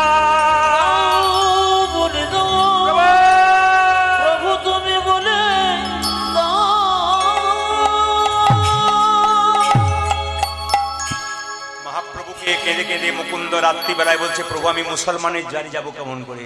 সঙ্গে সঙ্গে মুকুন্দ কবিরাজকে মহাপ্রভু আশীর্বাদ করে বললেন, ঈশ্বর যা করে তা। জোরে বলুন, জোরে বলুন, আমি সবার মুখে শুনতে চাই, ঈশ্বর যা করে তা। অনেকে চালাক আছে, ভয়ে বলছে না, কারণ আমি তো একটা ডোজ কিছু দেবই। ঈশ্বর যা করে তা, জোরে বলুন, একবার সাহস করে বলুন, ঈশ্বর যা করে তা। আপনার ছেলে যদি মাধ্যমিক পরীক্ষায় ফেল মারে, আর কেউ যদি কাছে গিয়ে বলে ঈশ্বর যা করে তা মন করে, আপনার কি মনে হবে? তখন বলবেন, বাজে বকবেন না তো? বলবেন না? মুখে আমরা বলি এক, কিন্তু কাজে করি না। ঈশ্বর যা করে তা মঙ্গলের জন্য করে। মুকুন্দকে নবাব দেখুন মুসলমান হতে পারে, মুসলমানে কি সৎ, মান মানে কি ইমান, যার সৎ ইমান তিনি মুসলমান। তিনি বললেন, মুকুন্দ তোমাকে আমি নিয়ে যাব, তোমার কি উদ্দেশ্য বলো? বলছে, তোমার বাড়ি যাবো, একটা গোপীনাথের মন্দির তৈরি করে দাও, আমি যেন জীবের দ্বারে হরিনাম দিতে পারি আর গরিবের চিকিৎসা করতে পারি। মুকুন্দ সরকারকে এত বড় বাংলার নবাব মালদাতে গিয়ে একটা মন্দির তৈরি করে দিল। প্রত্যেক দিন মুকুন্দ সরকার গোপীনাথে পুজো করে, আর নবাব দাঁড়িয়ে দাঁড়িয়ে দেখে। নবাবকে একটা মেয়ে তালপাতার হাওয়া করে, তার মধ্যে ময়ূরের পালক। নবাব দেখছে মুকুন্দ কি সুন্দর গাইছে, আর নবাবকে একটা মেয়ে তালপাতার হাওয়া করছে, ওই তালপাতার মধ্যে ময়ূরের পালক রয়েছে। মুকুন্দ গাইছে, হলুদ হয়ে দেবেন, এক কৃষ্ণ নামে দেখো যত পাপে হরে, কৃষ্ণ নামে দেখো যত পাপ হরে, কৃষ্ণ নামে দেখো যত পাপে হরে, কৃষ্ণ নামে দেখো যত পাপে হরে, পাপীর সাধ্য নাই তত পাপে করে, পাপীর সাধ্য নাই তত পাপ করে, পাপীর সাধ্য নাই তত পাপে করে, পাপীর সাধ্য নাই তত পাপে করে। গান শুনবেন কিন্তু ভুল ধরবেন। এক কৃষ্ণ নামে দেখো যত পাপ হরে, পাপীর সাধ্য নাই তত পাপ করে। একবার কৃষ্ণ নাম করলে সব পাপ দূর হয়। তাহলে যদি একজন ব্যক্তি 10-12টা মার্ডার করে দেয়, একবার হরি বল বলে দেয়, সে কি উদ্ধার হয়ে যায়? বলছে না, এরপর একটা লাইন লেখা আছে, ওটাকে বুঝতে হবে। হেন কৃষ্ণ নামে যদি লয় বহুবার, হেন কৃষ্ণ নামে যদি লয় বহুবার, হেন কৃষ্ণ নামে যদি লয় বহুবার, হেন কৃষ্ণ নামে যদি লয় বহুবার, দেহেতে না হয় তোমার প্রেমের বিস্তার, দেখিতে না হয় তোমার প্রেমের বিস্তার, দেহেতে না হয় তোমার প্রেমের উত্তাদি, দেখিতে না হয় তোমার প্রেমের বিস্তার। হরিনাম শুনতে শুনতে যার ভেতরে আনন্দ হয়, বুঝবেন তার শরীরে আর পাপ, জোরে বলুন, নাই। আর হরিনাম শুনতে শুনতে দেখবেন খুব বিরক্ত হয়, দেখবেন এখনো ভেতরে পাপ আছে। যেমন মায়েরা, যদি কারো জ্বর হয়, জ্বর হবার সময় মুখটা মিষ্টি মিষ্টি লাগে, জোরে বলে মিষ্টি মিষ্টি লাগে। যাক, আপনাদের প্রণাম জানাই। আমি যখন বললাম জ্বর হয় তখন জিভটা মিষ্টি মিষ্টি লাগে, মায়েরা বলছে না না, 2-4 জন তেতো বলেছেন, বাকি তো সব বলছে মিষ্টি মিষ্টি লাগে। কি মা টেস্ট করে দেখছি, যে মন দিয়ে শুনছে সে বলছে তেতো লাগে, আর যার মন নাই সে বলছে মিষ্টি মিষ্টি লাগে। আচ্ছা মায়েরা, কিছু মনে করবেন না, হেন কৃষ্ণ নাম যদি লই বহুবার, দেহেতে না হয় তোমার প্রেমের বিস্তার, জানিও সে সেই দেহে অপরাধ প্রচুর, কৃষ্ণলতা বীজ তাহে না হয় অঙ্কুর। জানবেন যার হরিনাম শুনতে শুনতে আনন্দ হয় না, বিরক্ত লাগে, জানবেন এখনো তার ভেতরে কৃষ্ণ প্রেম জাগে নাই, এখনো তার মধ্যে কি আছে, পাপ লুকিয়ে আছে। তাই মহাপ্রভু বলল, যাদের হরিনাম শুনতে ভালো লাগে না, বলতে ভালো লাগে না, মহাপ্রভু নির্দেশ দিলেন বারবার বলবে, বারে বারে বলবে, বারে বারে বলবে, তোমরা বারে বারে বলবে, বারে বারে শুনবে আর বারে বারে বলবে, বারে বারে শুনবে আর বারে বারে বলবে, বারে বারে শুনবে আর বারে বারে বলবে, তোমরা বারে বারে শুনবে আর বারে বারে বলবে, বারে বারে শুনবে আর বারে বারে বলবে, বারে বারে শুনবে মধুমাখা হরিনাম, বারে বারে শুনবে, ওই যে সুধামাখা হরিনাম, বারে বারে শুনবে, আজ মধুমাখা হরিনাম, বারে বারে শুনবে, আজ সুধামাখা হরিনাম, বারে বারে শুনবে, আজ মধুমাখা হরিনাম, বারে বারে শুনবে, বারে বারে বলবে, দেখে না হয় তোমার প্রেমের অবস্থা, ওই যে দেখে না হয় তোমার প্রেমের অবস্থা। হিন্দু সনাতন ধর্ম গড়ে উঠুক, যদি ভেতরে হিন্দুত্ব ভাব আপনাদের এদিকে দিকে, যদি ভেতরে হিন্দুত্ব ভাব না জাগে, তবে হিন্দু সনাতন ধর্ম আরো নিচের দিকে যাবে। তাই বারবার বলবো, এইদিকে দিকে দেখুন বাবা, মন দিয়ে শুনবেন, কিছু মূর্খ ব্যক্তি আছে জানতে চাই না। যেমন আমি একটা প্রমাণ দিয়ে দিই মায়েরা, আমাদের গ্রামে কালী পুজো হচ্ছে, এইদিকে আস্তে আস্তে আস্তে, আমাদের গ্রামে কালী পুজো হচ্ছে, আমাদের গ্রামে কালী পুজো হচ্ছে। একজন মাস্টার মশাই তার 6 বছরের ছেলেকে নিয়ে গেছে কালী পুজো দেখতে। ছেলে জিজ্ঞেস করছে, বাবা ওই জিভটা বের করে আছে ওর নাম কি? ছেলে তো বাচ্চার প্রশ্ন যাচ্ছে, বাবা বলছে ওটা মা কালী, আমার জানা আছে। তার তলে কে পড়ে আছে? বাবা শিব। বাবা কেন পড়ে আছে? অত জানতে হবে না, চল বাড়ি চল। মানে ও বুঝলো না, বেটাটাকেও বুঝলো না। ওইরকম ব্যক্তি আপনাদের গ্রামে কিছু আছে, আমাদের গ্রামে কিছু আছে, সব জায়গা থেকে বুঝবার চেষ্টা করলো না, কি বলছে এটা বুঝলো। কেন? জমিটা উর্বর থাকবে তবে তো বীজ পড়বে, অনুর্বর জমিতে কিচ্ছু পড়বে না। মূর্খ ব্যক্তি যারা হয় তাদের ভেতরে কিছু ঢোকে না, জ্ঞানী ব্যক্তি যারা হয় তাদের ভেতরে কিছু ঢোকে। তাই বলতে চাই আপনাদের, হিন্দু সনাতন ধর্মকে জাগাতে হবে। আমি একজন হিন্দু তা যেন গর্ব করে বলতে পারেন। আমি বারবার বলবো, আমি যেন একজন হিন্দু তা গর্ব করে বলতে পারেন। আমরা সব ধর্মকে সম্মান দেব, কোনো ধর্ম নিচু নয়, কোনো ধর্ম উঁচু নয়। সব ধর্মের বক্তাদের বলবো, নিজের ধর্মের কথা বলুন, অন্য ধর্মের ভালো কথা বলুন, কোনো ধর্ম নিয়ে নিন্দা করবেন না, কোনো ধর্ম নিয়ে খারাপ কথা বলবেন না। এতে মানুষের মনের মধ্যে একটা আলাদা ভাব হয়। শুধু একটা কথা বলতে চাই, যারা যেখানে বসে আছেন, লাইভ হচ্ছে, সবাই শুনছেন, একটা কথা বলবো, যদি সনাতন ধর্মের প্রতি প্রেম না থাকে, সনাতন ধর্মকে যদি জাগাতে না পারেন, তাহলে বাংলাদেশের দীপু দাসের যে ঘটনা ঘটলো ওটা আপনার ঘরে পরে ঘটতে শুরু করবে, সেদিন কিছুই করতে পারবেন না। বলে গেলাম, মাথায় রাখবেন কথাগুলো। আমি বলতে চাইছি, আপনারা সনাতন ধর্মকে ভালোবাসুন। অন্যান্য ধর্মের মানুষ তাদের ধর্মের ব্যক্তিকে দেখলে না মাথা নিচু করে যায়, উঁচু করে কথা বলবার উপায় নাই। আর আমাদের সাধুগুরু বৈষ্ণব পেরিয়ে গেলে দেখবেন কিছু লোক আছে ঠাট্টা করবার জন্য, মালা দেখলে, তিলক দেখলে ঠাট্টা করার জন্য। তারপর তার একটা দল উঠেছে আমাদের হিন্দুদেরকে একবার নষ্ট করার জন্য, খ্রিস্টান ধর্ম। ও তো গ্রামে গ্রামে ঢুকে গেছে। আর আমাদের হিন্দুরা এত নির্লজ্জ যে পয়সার জন্য একটা একটা করে খ্রিস্টান হয়ে যাচ্ছে। আপনারা কি ধর্মটাকে রাখতে পারবেন? ওই ব্যক্তিগুলোকে বলবেন যারা দিনের বেলায় বলেছিল যে বক্তৃতা দেয়, ওদেরকে বলবেন হিন্দু ধর্মটাকে রক্ষা করার জন্য। পারবে না, ঘরে ঘুমিয়ে থাকবে, মার খাবে, বসে বসে মার খাবে, নির্লজ্জের মতো মার খাবে, কিচ্ছু করতে পারবে না। তাই বারবার বলবো বাবা, ধর্মের প্রতি সম্প্রীতি রাখুন, মানুষের মধ্যে সম্প্রীতি রাখুন, সব ধর্মের মানুষকে ভালোবাসুন, সব জাতিকে ভালোবাসুন, কিন্তু নিজের ধর্মকে কেউ ছোট করবেন না, আর নিজের ধর্মের মানুষকে কেউ অপমান করবেন না। ভগবান বলছেন যে আমাকে ভালোবাসে সে আমার ভক্ত, আর যে আমার ভক্তকে ভালোবাসে সে আমার শ্রেষ্ঠ ভক্ত। তাহলে শুধু ভগবানকে ভালোবাসতে হবে না, যিনি ভগবানের নাম করেন, আপনি হতে পারেন, উনি হতে পারেন, সবাইকে ভালোবাসুন। একজন একজনকে দেখলে সকালবেলায় হরে কৃষ্ণ বলুন, জয়নিতাই বলুন, রাধে রাধে বলুন, দেখুন প্রেমের সম্পর্ক। আমি একটা কথা আপনাদের বলতে চাই, মায়েরা যারা ঠাকুমা হয়েছেন, যাদের বাড়িতে কাজ কম আছে, তারা নাতিকে নিয়ে, নাতনিকে নিয়ে, ছোট আছে, এই মন্দিরটা কি সুন্দর গ্রামের মাঝে আছে, এখানে সন্ধ্যাবেলায় বসে একটু কীর্তন করুন। দেখবেন অন্য কথা আলোচনা হবে না, কুকথা আলোচনা হবে না, আনন্দ করে হরিনাম করবেন, জীবন সুন্দর। এটা সবার কাছে নিবেদন। আমাকে একজন জিজ্ঞেস করলেন, দাদা কি পালা করবেন? আমাকে কি পালা করবেন? পালা তো আমি জানি না। আপনি পালা জানেন না? কি জানেন? বললাম লীলা জানেন। মায়েরা সবাই জানেন আপনারা, যাত্রার পালা হয়, নাটকের পালা হয়। একটা পালা হয় কি বলুন তো, আমাদের দুটো সবাই জানেন, একটি আষাঢ় পালা, একটি জোরে বলুন, অনেকে ভয়ে বলছে না যাবে না বলে। আচ্ছা, যারা কীর্তন শুনতে এসছেন, কোন পালা শেষ হয়েছে? আষাঢ়টা না যাওয়ারটা? জোরে বলুন, কোনটা শেষ হয়েছে? আষাঢ় না যাওয়ার? কি ভয়ে ভয়ে বলছে? আষাঢ় যাওয়ারটা শেষ হয়েছে, বলছে যাওয়ারটা শেষ হয়েছে। আচ্ছা, আষাঢ়টা শেষ হয়েছে, বাকি আছে কোনটা? জোরে বলুন, একটু জোরে বলুন। এতই যদি বুঝছেন যাওয়ারটা বাকি আছে, সাদা চুলে গোদরেজ নিচ্ছেন কেন? দেখবেন দরজা দিয়ে মৃতদেহ নিয়ে যায়। বলো হরি বল, হরি বল। আপনারাও প্রণাম করেন, আমিও প্রণাম করে কি ভাবি বলুন তো, ও বোধ হয়ে গেল, আমি বোধহয় যাবই না। একবার পাক্কা কথা। আবার দেখবেন বাবা, অপরাধ নেবেন না, প্রথমে বলে দিই, যেখানে ছাগল কাটা হয়, একটা ছাগলকে ছালটা ছাড়িয়ে দিব্যি ঝুলিয়ে দেওয়া হয়, আর পাশে একটা ছাগল বসে বসে কাঁঠাল পাতা চিবুয়। ও জানে না যে এরপর লাইনটা আমার আছে। আমরা সব দেখছি কিন্তু কিচ্ছু বুঝছি না।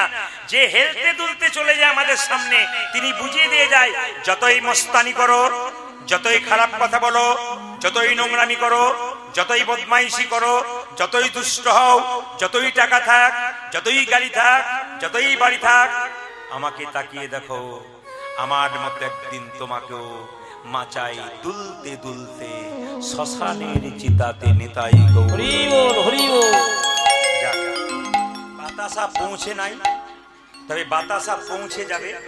আপনাদের কাছে নিবেদন রইল, আজকে যে লীলাটি গাইব, আপনারা গয়াকাশী, বৃন্দাবন সব জায়গায় যান মা, একটা জায়গায় যাবেন, বর্ধমান জেলার শ্রীখণ্ড গ্রাম। ওখানে আস্তে আস্তে আমি বলবো পরে, ওখানে শ্রীখণ্ডে গোপীনাথের মন্দির আছে। সব মন্দিরে দেখবেন, এদিকে সব মন্দিরে দেখবেন ভগবানের হাতে বাঁশি থাকে, কিন্তু আশ্চর্যের ব্যাপার, যদি ওই গোপীনাথের মন্দিরে যান শ্রীখণ্ডে, নবদ্বীপ থেকে 15 টাকা ভাড়া, ওই শ্রীখণ্ডে দেখবেন গোপীনাথের হাতে নাড়ু আছে, নাড়ুটা পাথরে, আবার অর্ধেক নাড়ু। আশ্চর্যের ব্যাপার, কেন নাড়ু হলো অর্ধেকটা, এই গল্পটা আপনাদের সামনে বলবো। তবে কমিটি যখন বাতাসা প্রসাদ আমাকে দেবে, কীর্তনের শেষে ছোট্ট রঘুনন্দন গোপীনাথকে নাড়ু খাওয়াবে, ওই নাড়ু প্রসাদ আপনারা বাড়ি নিয়ে যাবেন। এতে আপনাদের কয়েকটা লাভ হবে। প্রথম লাভ কি, বাড়ির যে বাচ্চা খুব চঞ্চল, তাকে প্রতি বৃহস্পতিবার যদি ওই বাতাসাটা একটা তুলসী পত্র দিয়ে জয় গোপীনাথ বলে কপালে ঠেকিয়ে স্নান করিয়ে একটা করে খাওয়াতে পারেন, 1 বছর খাওয়ালে আপনার বাচ্চা আস্তে আস্তে কৃষ্ণ ভক্ত হবে এবং শান্ত হবে। প্রমাণ দেখে দেবে, যদি ভক্তি ভরে করতে পারে। আপনার ছেলে তো বুদ্ধিমান হবেই, কৃষ্ণ ভক্ত হবে এবং শান্ত হবে। শাস্ত্র বলছে তুলসী পাতা দিয়ে, বাতাসা দিয়ে। কিবার বললাম? জোরে বলুন, কিবার বললাম বলুন? যে ঘুমোচ্ছে সে বলুন, কিবার বললাম? সব দিক থাকে কিবার বল মায়েরা? বৃহস্পতিবার। আচ্ছা বেশ, এবার বলি বৃহস্পতিবার।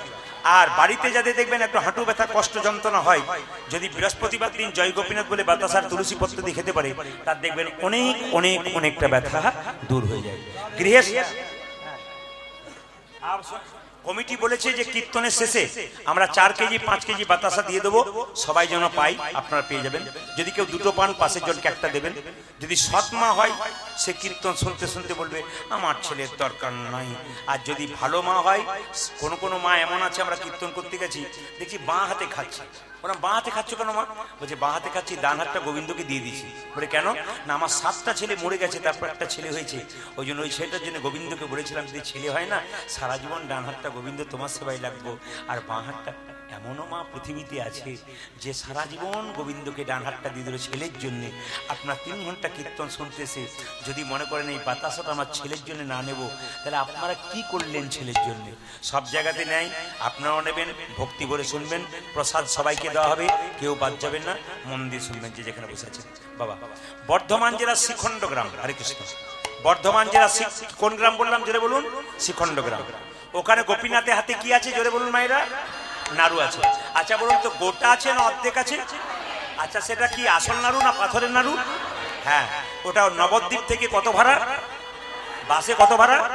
15 টাকা ভাড়া। এই তো সব শিখে গেলেন আপনারা। দ্বিতীয় কথা বলে এক বন্ধ দিয়ে শুনিয়েছেন, ওখানে 2 ভাই ছিল, মানে রঘুনন্দনের বাবা তো জন্ম নেবে রঘুনন্দন, তার আগে বলি 2 ভাই ছিল। 2 ভাইয়ের মধ্যে বড় ভাইয়ের নাম মুকুন্দ সরকার আর ছোট ভাইয়ের নাম নরহরি সরকার। শুনবেন সবাই, বড় ভাইয়ের নাম কি সরকার বললাম? মুকুন্দ সরকার। আর ছোট ভাইয়ের নাম নরহরি সরকার। মায়েরা, মুকুন্দ সরকার কবিরাজি চিকিৎসা করে আর ছোট ভাই তার সঙ্গে কম্পাউন্ডারি করে। একদিন ছোট ভাই বড় ভাইকে বলছে, দাদা একবার সেবাসঙ্গনে মহাপ্রভুকে দেখতে গেলে হয় না? তখন বড় ভাই বলছে, এত রাস্তা, তখন তো আর বাস ট্রেন ছিল না, হেঁটে হেঁটে যেতে হতো। বলছে, বাবা হেঁটে হেঁটে যাবি ভাই? আমার পা ফুলে যাবে, যেতে পারবো না, পায়ে ব্যথা হয়ে যাবে। ছোট ভাই বলছে, দাদা সাধুগুরু বৈষ্ণবকে শুনেছি কেউ যদি কৃষ্ণ নাম করতে করতে রাস্তা দিয়ে চলে যায় তার রাস্তা অনেক তাড়াতাড়ি খাটো হয়ে যায়, কেউ বুঝতেই পারে। যা দেখবেন মালা জপ করে নাম করে, কখন যে 100 মালা হয়ে গেছে, 108 মালা হয়ে গেছে, 16 মালা হয়ে গেছে বুঝতেই পারে না। নাম করতে করতে রাস্তা দিয়ে গেলে, বাড়িতে নাম করলে আপনি সময় বুঝতেই পারবেন না কখন সময় পেয়ে যাবে। এই যে কীর্তন শুনছেন, কখন যে কীর্তন শেষ হয়ে যাবে, যারা প্রকৃত ভক্ত তারা বুঝতেই পারে না, বলে আর একটু হলে ভালো হয়। তো 2 ভাই মিলে বললো, তাহলে চল চল, তুই যখন বলছিস। বড় ভাই মুকুন্দ যাচ্ছে আগে আগে, ছোট ভাই নরহরি যাচ্ছে পেছন পেছন। কোথায় যাচ্ছে মায়েরা? একবার নবদ্বীপে সেবাসঙ্গনে মহাপ্রভু আশীর্বাদ পাওয়ার জন্য। 2 ভাই মিলে যখন দাঁড়িয়ে আছে, শ্রীবাসকে তখন মহাপ্রভু বলল, ওদের মধ্যে যে ছোট ভাই তাকে বলে দাও সে আমার সঙ্গে সারা জীবন কীর্তন করবে, আর যে বড় ভাই তাকে বলে দাও সে আমার 100 জন্ম কৃপা পাবে। এই আজকের এই হরদ মান্নাপাড়াতে 2 ভাই কীর্তন শুনতে এসছে। একজন মহাপ্রভুর কৃপা পেল, একজন পেল না। যে পেল তার আনন্দ হবে, যে পাবে না তার কষ্ট হবে না। সবাই লক্ষ্য করুন, মহাপ্রভু শিবাসকে বললো, বলে দাও যে ছোট ভাই সারা জীবন আমার সঙ্গে কীর্তন করবে, আমার কৃপা পাবে, আর যে বড় ভাই তাকে বলে 100 জন্ম কৃপা পাবে না। দেখুন তাকান, শিবাস এসে বলছে, তোমাদের মধ্যে বড় ভাইকে? আমি। কি নাম? আমার নাম মুকুন্দ সরকার। আচ্ছা ছোট ভাইকে? এই যে আমি, আমার নাম নরহরি সরকার। প্রভু বলেছে, নরহরি তুমি সারা জীবন প্রভুর সঙ্গে থাকবে, নাম করবে। বড় ভাই বলছে, আমার জন্য কি বলেছে? তোমার জন্য প্রভু বলেছে তুমি 100 জন্ম কৃপা পাবে না, 100 জন্ম সঙ্গ পাবে না। তখন বড় ভাই নাচতে শুরু করেছে, জয় গৌরী। শিবাস মনে মনে ভাবলো, লোকটা বোধহয় পাগল হয়ে গেল, 100 জন্ম কৃপা পাবে না শুনে নাচতে শুরু করেছে গৌর গৌর বলে। সঙ্গে সঙ্গে শিবাস বলছে, হ্যাঁ গো, তোমাকে যে প্রভু বললে 100 জন্ম কৃপা পাবে না, তুমি গৌর গৌর বলে নাচতে শুরু করলে। আমি হলে তো বিষ খেয়ে আত্মহত্যা করতাম। এ কথা শুনে মুকুন্দ বলছে, শোনো শোনো শিবাস, প্রভু যদি বলতো কোন জন্মে সঙ্গ পাবো না, তাহলে না হয় আমি বিষ খেয়ে আত্মহত্যা করে দিতাম। প্রভু বলেছে 100 জন্ম সঙ্গ পাবো না, 100 জন্ম না হয় গৌরী গৌরী বললে কেঁদে বেড়াবো। যখন 100 জন্ম পেরিয়ে যাবে, 101 জন্মে প্রভুর সঙ্গ পাবো। 101 জন্মে প্রভু সঙ্গ পাবো, 1 জন্মে প্রভু সঙ্গ পাবো, 101 জন্মে প্রভুর সঙ্গ পাবো। 100 জন্ম কেঁদে বেড়াবো, 1 জন্মে প্রভুর সঙ্গ পাবো। আমি 100 জন্ম কেঁদে বেড়াবো, আমি 100 জন্ম কেঁদে বেড়াবো, 1 জন্মে প্রভুর সঙ্গ পাবো। 100 জন্ম কেঁদে ওই 101 জন্মে প্রভু সঙ্গ পাবো, 100 জন্ম কেঁদে বেড়াবো, 101 জন্মে প্রভুর সঙ্গ পাবো। বড় ভাই বলছে 100 জন্ম গৌর বলে কাঁদবো, 101 জন্মে তো কৃপা পাবো। এর থেকে কি শিখলেন? ধৈর্য যার ভগবান তার, ধৈর্য যার নাই ভগবান তার নাই।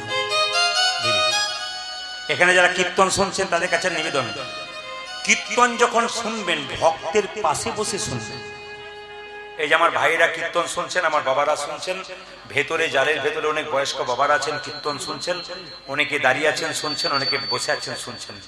মায়েরা কিন্তু অনেকে দেখতে পাচ্ছি তিলক মালা নিয়ে বসে আছেন শুনছেন। আমি আপনাদেরকে বলবো ভক্তের পাশে বসে কীর্তন শুনুন। কেন? কীর্তন শুনতে শুনতে ভক্ত যখন হাত উঠিয়ে দেবে, আপনি পাশে বসে থাকলে আপনারও হাত কিন্তু উঠে যাবে। যেখানে প্রসাদ হবে, যেখানে প্রসাদ হবে সেখানে ভক্তের পাশে প্রসাদ পান, যাত্রার কাছে প্রসাদ পাবেন না। কেন? ভক্ত যখন প্রসাদ পাবে কপালে ঠেকিয়ে জনার্দন জনার্দন বলে 3 বার বলে প্রণাম করে পাবে। এই যে আজকে সকালবেলা এখানে প্রসাদ সেবা হয়েছে, যদি আবার হয় আপনাদের বলি, যখনই প্রসাদটা পাবেন না, প্রসাদটা পেয়েই খেয়ে নেবেন না। যারা ভক্ত তাদের পাশে বসবেন, ওনারা কি করবেন, প্রসাদটা নিয়ে কপাল থেকে জনার্দন জনার্দন মানে ভগবানের নাম জনার্দন জনার্দন জনার্দন 3 বার বলবেন, তারপর মুখে দেবেন ইনি ভক্ত। প্রসাদ পেলেই খেতে নাই, ভগবানকে নিবেদন করে খেতে হয়। এই জন্য আমি আপনাদের বলতে চাই, দেখুন বড় ভাই বলছে 100 জন্ম গৌর বলে কানবো, 101 জন্মে তো কি পাবো? কুরুক্ষেত্রের দিকে তাকান, 100 ভাইয়ের দাদা দুর্যোধন চঞ্চল ছিল, উনি ভগবান পেলেন না। আর 5 ভাইয়ের দাদা যুধিষ্ঠির স্থির ছিলেন, উনি ভগবান পেলেন। এই সংসারে যারা স্থির ব্যক্তি, ঠান্ডা মানুষ, গোবিন্দ পায়। আজ এই সংসারে যে দেখবেন খুব চঞ্চল, এ গোবিন্দ পায় না। মায়েরা যারা খুব চঞ্চল হয়, তরকারিতে 2 বার নুন দেয়, ঘরের লোকের হচ্ছে গাল খায়, কিংবা সবজি কাটতে গিয়ে আঙুল কেটে যায়, চঞ্চল যারা হয়। আর দেখবেন যে মেয়েরা খুব স্থির, আমি তো অনেক বাড়িতে, প্রায় বাড়িতে আমার বাসা হয়, তো অনেক মেয়েদের আসতে বাবা, আমি অনেক মেয়েদেরকে দেখতে পাই যারা কিন্তু খুব ভক্তি ভরে সাধনা করে ভজন করে ঘন্টা খানেক ধরে গোবিন্দের চরণে পড়ে আছেন, সংসারে কাজকর্ম করছেন, আনন্দে আছেন, শরীর সুস্থ ভালো আছেন। আমি কালকে মালদা জেলাতে যেখানে ছিলাম, যার বাড়িতে বাসা, উনি আমার খুব বড় ভক্ত, 10 কিলোমিটার দূরে গান, কিন্তু উনি বলছেন প্রদীপ বাবুকে আমার বাড়িতে রাখবেন। তো ওনার বাড়িতে দেখে ওনার বৌমা, ওনার স্ত্রী, ওনার মেয়ে সকাল থেকে দেখে ভোর 5টা থেকে তৈরি হয়েছে। কি প্রসাদ পাবেন আজকে? আমরা সব আগের দিনে কেটে রেখে দেবো, একটু বলুন, আমরা তৈরি করে রেখে দেবো। তার মানে কি? সারা বলছি এটা শুধু আপনি মেনে নয়, প্রত্যেকের জন্য আমরা করি। কেন? মানুষ বলে জন্ম নিয়ে যদি ভক্তের সেবা না করাতে পারলাম, জীবনে কি লাভ আছে বাবা? কেউ কারো বাড়িতে কি 5 দিন ধরে খেতে যায়? আপনার ভাগ্য ভালো, যার বাড়িতে শ্রীখল ঢোকে, যার বাড়িতে করতাল ঢোকে, বুঝতে হবে তার খুব ভাগ্য ভালো। আর যে দেখবেন শ্রীখল করতাল দেখে বলে আমার বাড়িতে 20 জন এসছে, জায়গা হবে না, বুঝবেন তার অহংকার আছে, গোবিন্দ কৃপা তার হলো। এই জন্য মুর্শিদাবাদ যদি কোনদিন যান, তাহলে কীর্তন হবার আগে না, ওই কীর্তন যখন শুরু হবে আগামী বছর, তার আগে কিন্তু কমিটিকে অনেক মায়েরা বাবারা যায়, 10টা দলের দল থাকে, তার মধ্যে বলে আমার বাড়িতে একটা দল কিন্তু আমি রাখবো, আমাকে একটু জায়গা করে দিন, আমার জানতে বাড়িতে, মানে ওর আগে থেকে নাম লিখে রাখে, অনেকে পাই না। এই জন্য বারবার বলবো, ঘুরতে হবে, জানতে হবে, দেখবেন কোন দিকে কত কৃপা হচ্ছে, ভক্তের কৃপা হচ্ছে। তাই সবার কাছে নিবেদন রইল মায়েরা, মুকুন্দ সরকার নরহরি সরকার যখন কাঁদছে, তখন সঙ্গে সঙ্গে মহাপ্রভু বললো চোখের জল সহ্য করতে পারি না। মহাপ্রভু বললেন মুকুন্দ তুমি কেঁদো না। বলে কেন? তুমি হলে বড় ভাই আর হলো ছোট ভাই, 2 ভাই মিলে কীর্তন করতে চলে এলে, বাড়ির সবাই না খেয়ে মরবে, কে হরিনাম করবে না। তাই তোমাকে পাঠিয়ে দিলাম বাড়িতে, আর তোমার ভাইকে আমার সঙ্গে রাখলাম। তবে শোনো মুকুন্দ, বনের মধ্যে বড় বড় গাছগুলো ছোট ছোট গাছগুলোকে রক্ষা করে। এই সংসারে যারা বড় ভাই হয় আর বড় বউ হয়, তাদের দায়িত্ব সবচাইতে বেশি। এ কার কথা বাবা? মহাপ্রভুর কথা। যারা বড় ভাই বড় বউ আছেন তারা মন দিয়ে শুনবেন, মহাপ্রভু বলছেন এ সংসারে যারা বড় ভাই আর বড় বউ হয়, তাদের দায়িত্ব সবচাইতে বেশি হয়। কেন? বনের মধ্যে বড় বড় গাছ যেমন ছোট ছোট গাছগুলোকে ঝঞ্ঝঞ্ঝা থেকে রক্ষা করে, এই সংসারে বড় ভাই বড় বউ যারা হয়, বাবা মা মারা যাওয়ার পর তারা মা বাবার মতো দায়িত্ব পালন করে, তবেই তো সে বড় বউ আর বড় ভাই হয়ে গেল। কিন্তু সবচেয়ে লজ্জার ব্যাপার কি বলুন তো, এখনকার যুগে ভাই কত ভাইকে ঠকাতে পারে তার জন্য চেষ্টা। এই ভাইয়ের দিকে তাকাবেন, অনেক ভাই আছে যাদের মধ্যে প্রেম ভালোবাসা আছে। ঘুরতে হবে, আপনি আপনার পাড়াটাকে দেখে বিচার করবেন না, আপনার ঘরের পাশে দেখে বিচার করবেন না, ঘুরতে হবে। আমরা তো ঘুরছি, দেখতে পাচ্ছি কত জায়গায় ভাইয়ের মধ্যে কত প্রীতি আছে, কত ভালোবাসা আছে। এই সম্পর্কটা ভালো রাখুন, জীবন দেখবেন সুন্দর। তাই সবাই লক্ষ্য করুন, মুকুন্দ সরকার কাঁদছে, বলছে তুমি বাড়ি ফিরে যাও আর তোমার ভাইকে রাখলাম। ও মুকুন্দ দেরি করো না, তুমি বাড়ি ফিরে গিয়ে একটা গোপীনাথের মন্দির তৈরি করো, জীবের দ্বারে হরিনাম দাও আর গরিবের চিকিৎসা করো।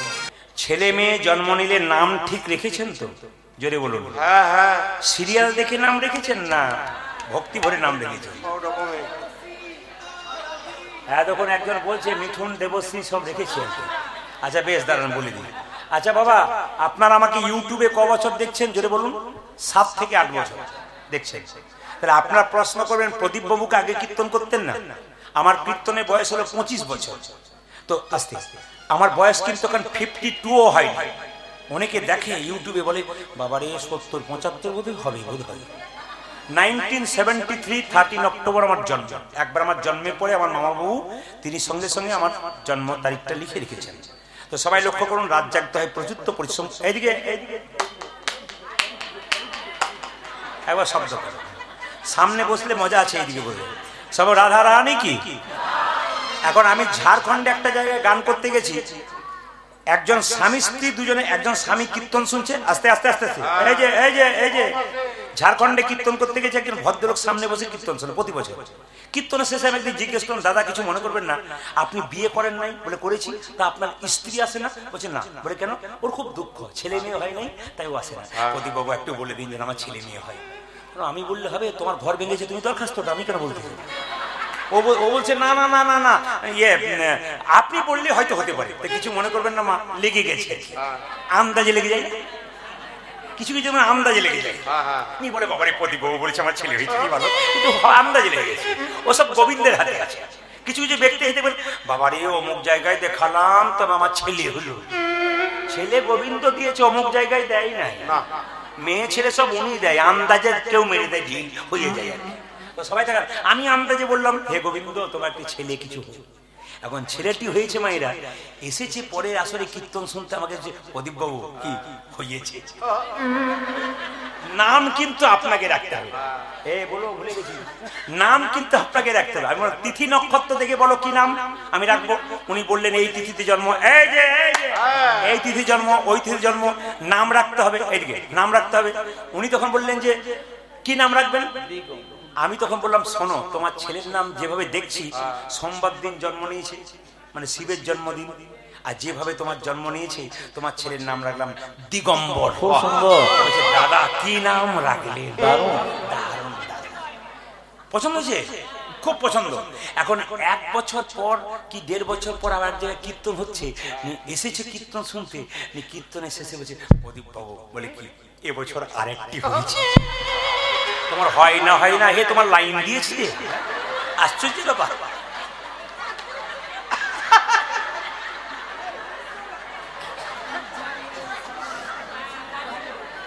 কীর্তনে কীর্তনে কি রস আছে বুঝতে পারছেন তো? এই যদি বলি আমি ভোর 4টের মধ্যে রেখে দেবো, সবগুলো বসিয়ে রেখে দেবো, কিন্তু কি করবেন, অতটা বোকা আমি নই না না, যে 4টে পর্যন্ত বসাবো, পরে আবার যেতে হবে। ডোজ দিয়ে যাবো, পরে আবার কাল যেতে হবে। সব জায়গাতে এইরকম হয় আর কি। হ্যাঁ, মালদাতে 3.5 ঘন্টা করে আসর দেয়। তো যখন 3.5 দল এসে দাঁড়িয়ে আছে, তো মেয়েরা বলে পরে নামবেন, পরে নামবেন, ওনাকে করতে দিন, পরে নামবেন। না না, উনি তো চলে এসছেন দল, ওনাকে নামতে হবে। তো সবাই লক্ষ্য করুন, দিগম্বর নিয়ে আমাকে বলছে এবার নাম রাখতে হবে। নাম কি রাখবেন? আমরা শোনো, তোমার এবারে ছেলের নাম কি রাখবো? তোমার ছেলে যেভাবে হিসাব নিকাশ বলছে, তোমার ছেলের নাম হবে কৃষ্ণ দাস। চলবে না, বলছে চলবে না। বলে কেন? ম্যাচিং চাই। ম্যাচিং মানে বুঝতে পেরেছেন? আপনার শাড়ি সায়া ব্লাউজ, তারপর প্যান্ট শার্ট কিনতে যান না মায়েরা সবাই, প্যান্ট শার্ট কি পাঞ্জাবি কেনে না, সব ম্যাচিং কেনে না, সব কেনে বাজারে কেনে না, ম্যাচিং সব। তো বলছে ম্যাচিং চাই, দিগম্বর, পেছনে যেন বর থাকে। বললাম তাহলে আর তিথি নক্ষত্র দেখার দরকার নাই, তোমার বড় ছেলের নাম দিগম্বর, এবার নাম রাখলাম নটম্বর। দারুণ ডিজাইন, সুন্দর, বুঝছেন? দারুণ নাম রেখেছেন দাদা, নটম্বর। আমি বললাম ভাই কিছু মনে করো না, আর তুমি এসো না, বলে আর আসবো না। বছর 7 ওইদিকে কীর্তন করতে যাই নাই, দেখছি ভদ্রলোক সামনে বসে আছে, ওই দাদা আবার এসেছি। এই কীর্তনের শেষে আমাকে বলছে প্রদীপ বাবু কি বলবো আনন্দের কথা, এবছর আরেকটি হলো। আচ্ছা লোকের হয় না, হয় না তো কঠিন ব্যাপার তো। আমাকে বলছে না,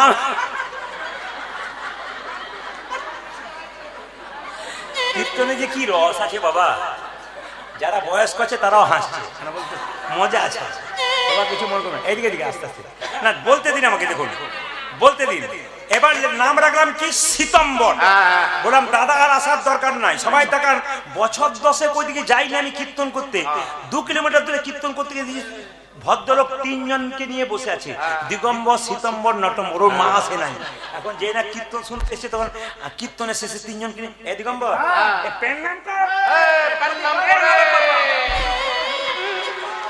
আরে বাজারে সিতম্বর এ কইলে ক্যামেরা আছে, ক্যামেরা করতে এসছে। ওখানে বসে আছে? আচ্ছা আচ্ছা, বেশ বেশ, ক্যামেরা করছে, বেশ বেশ।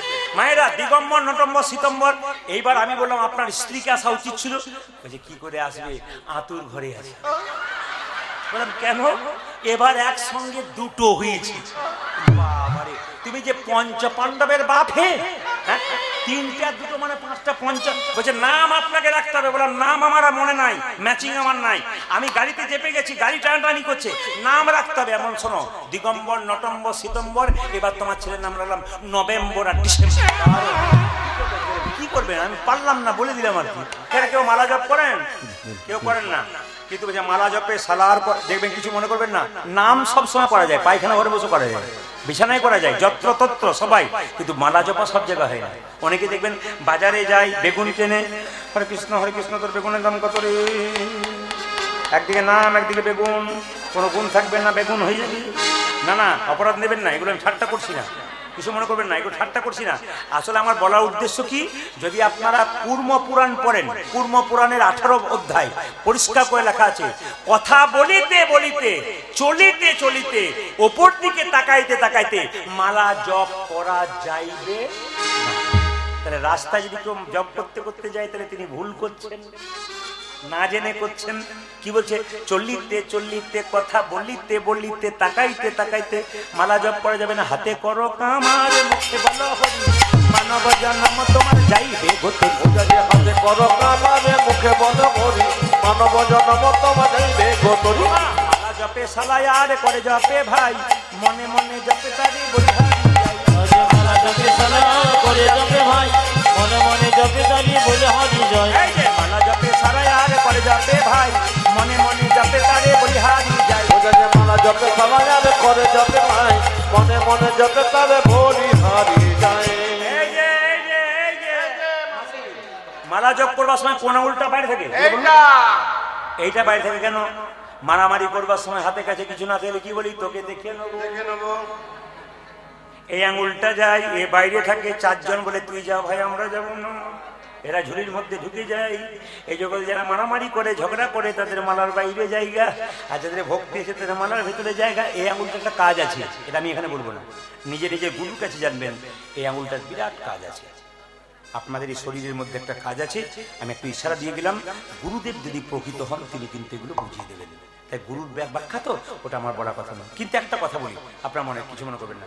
আচ্ছা, যারা শিক্ষিত ব্যক্তি আছেন একটু বলবেন তো, আমরা নিজেদের ধর্মটাকে মানি না অন্য ধর্ম মানছি? জোরে বলুন। এখন বলবেন না, আপনারা বুঝতে পারছেন না। আচ্ছা, আপনাদের ছেলের জন্মদিন হয়, আপনারা কেক কাটেন? জোরে বলুন, জোরে বলুন। আর ওই মোমবাতি জ্বালিয়ে বলেন হ্যাপি বার্থডে টু ইউ, ফুস করেন? জোরে বলুন। আচ্ছা আচ্ছা আচ্ছা আচ্ছা আচ্ছা বলুন, এবারে বলি আস্তে। হ্যাঁ, হাসি নয়, হাসি নয়, আমি একটু বুঝিয়ে দিয়ে যাই। এটা আমাদের নয়, এটা খ্রিস্টানদের বটে। এটা আমরা ধার করে আনছি, ওদের কাছে ভিক্ষা করে আনছি। আমাদের ঘরে এত ধন থাকতে আমরা ভিক্ষে করছি। একটা প্রমাণ দিয়ে দিই, আপনাদের সবাই শুনবেন যারা শিক্ষিত ব্যক্তি আছেন। মায়েরা, একজন বৃদ্ধা মা, তার ছেলে কলকাতায় চাকরি করে, 1 বছর ধরে চাকরি করে। মাটা তো পড়াশোনা জানে না, তো গ্রামের লোক বলছে, বুড়িমা তোমার ছেলে যে পড়াশোনা করে, তো তুমি চাকরি পেয়ে গেছে, তো তোমাকে পয়সা পাঠাই না? বলছে না, পয়সা পাঠাই না। তুই ভিক্ষা করছো? বলে হ্যাঁ, ভিক্ষা করে বেড়াচ্ছি। তো তোমার ছেলে কোনো পয়সা পাঠায় না? বলছে না, লাল লাল কাগজে কি ভরা আছে বুঝতে পারি না। ভেতরে গিয়ে দেখলো লাল লাল কাগজের মধ্যে 1000 টাকা করে একটা ড্রাফট রয়েছে, কিন্তু বুড়িমা বুঝতে পারে না ভিক্ষা করে বেড়াচ্ছে। সেরকম আমরা আমাদের সনাতন ধর্মে কত কত ভালো ভালো জিনিস রয়েছে, ওগুলো খুলে দেখছি না, লোকের দরজায় ভিক্ষা করে বেড়াচ্ছি। নাই বলুন, পাশ্চাত্য শিক্ষা গ্রহণ করছি, আমরা আসল শিক্ষা গ্রহণ করছি। আচ্ছা মায়েরা, ছেলের জীবনে অন্ধকার ভালো না আলো ভালো? জোরে বলুন, জোরে বলুন। তাহলে যখন প্রদীপটা নিভিয়ে দিচ্ছেন, অন্ধকার হচ্ছে না আলো হচ্ছে? আলো হচ্ছে না অন্ধকার হচ্ছে? কি চাইছেন ছেলের, অন্ধকার না আলো? এখন যেগুলো আলো চাইছেন। আমি আর বেশি কিছু বলবো না, একটু তাড়াতাড়ি। আমার কানু সে বিনোদ, আমার কানু সে বিনোদ, কানো সে বিনোদ রায় গো, কানো সে বিনোদ আমার কানু সে বিনোদ রায় গো, আমার কানু সে বিনোদ রায়। ওই আমার কানতে বিনোদ রায় গো, আমার কানতে বিনোদন বিনোদ চূড়াই বিনোদ বরিহার বিনোদ চূড়াই বিনোদ বরিহার বিনোদ চূড়াই বিনোদ বরিহার আজ বিনোদ চড়াই বিনোদ বলিহায় বরিহা বরিহা বিনোদ উড়িছে তাই গো আমার বিনোদ জুড়েছে তোমার আমার কানো সে বিনোদ জয় গো কানো সে বিনোদ তোমার ওজার কানতে বিনোদ রায় গো কানতে বিনোদ রায় বিনোদ ললাটে বিনোদ তিলক বিনোদ বিনোদ সাজে গো আজ বিনোদ লোলাটে বিনোদ তিলক বিনোদ বিনোদ সাজে গো ললাটে বিনোদ তিলক বিনোদ বিনোদ সাজে গো ওজার বিনোদ ললাটে বিনোদ তিলক বিনোদ বিনোদ সাজে গো বিনোদয় ধরে বিনোদ আজ মুরলী বিনোদয় ধরে বিনোদ মুরলী বিনোদয় ধরি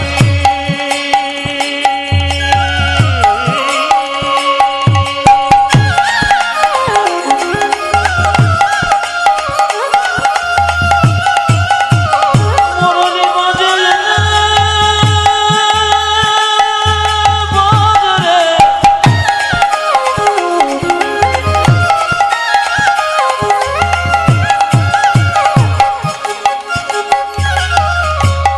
মধুর মধুর সরে বাজরে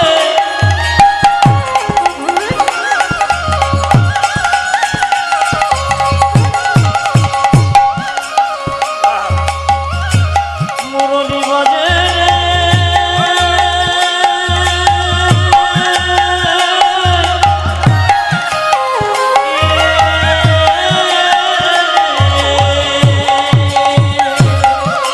বিনোদয় ধরে বিনোদ ওজার বিনোদয় ধরে বিনোদ বলনি বিনোদ বিনোদ বাজে গো বিনোদ বিনোদ বলে আমার কানো সে বিনোদ রায় গো কানো সে বিনোদ রায় ওই আমার কানতে আজ কানো সে বিনোদ রব হ্যালো করে দো হ্যালো করে দো হ্যালো করে দো হল দিচ্ছ কেন? হ্যালো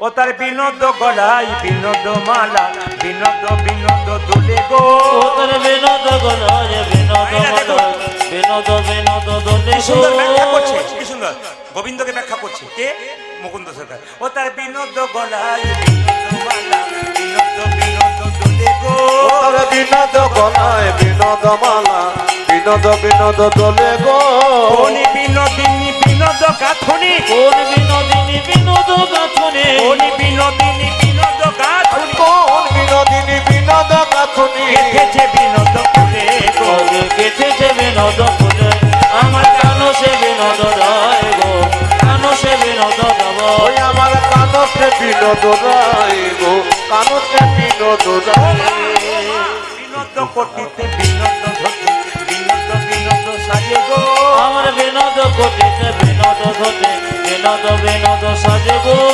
বিনোদ কোটিতে বিনোদ ধরতে বিনোদ বিনোদ সাজে গো আজ বিনোদ কোটিতে বিনোদ ঘটে বিনোদ বিনোদ সাজে গো বিনোদ চরণে বিনোদ নুপুর বিনোদ চরণে বিনোদ নুপুর বিনোদ চরণে বিনোদ আজ নুপুর বিনোদ চরণে বিনোদ নপুর বিনোদ বিনোদ বাজে গো আজ বিনোদ বিনোদ বাজে আমার কানো সে বিনোদ রায় ধনী মায়ের কানো সে বিনোদ রায় ও যা কানতে বিনোদ রায় কানতে বিনোদ রায় দেখি আপনারা হ্যাঁ আপনারা কেমন কীর্তন শুনছেন ধরা পড়বে দেখবেন আচ্ছা মুকুন্দ সরকার যখন কীর্তন করছিল একটি মেয়ে তাকে পাখা করছিল জোরে বলবেন তাল পাতার পাখা না প্লাস্টিকের পাখা জোরে বলুন আমি খুব খুশি শুনছে আপনারা যে মন দিয়ে শুনছেন তার টেস্ট করে করে দেখছি মাঝে মাঝে মায়েরা রান্না করতে করতে মাঝে মাঝে দেখেন না কিন্তু এটা করবেন না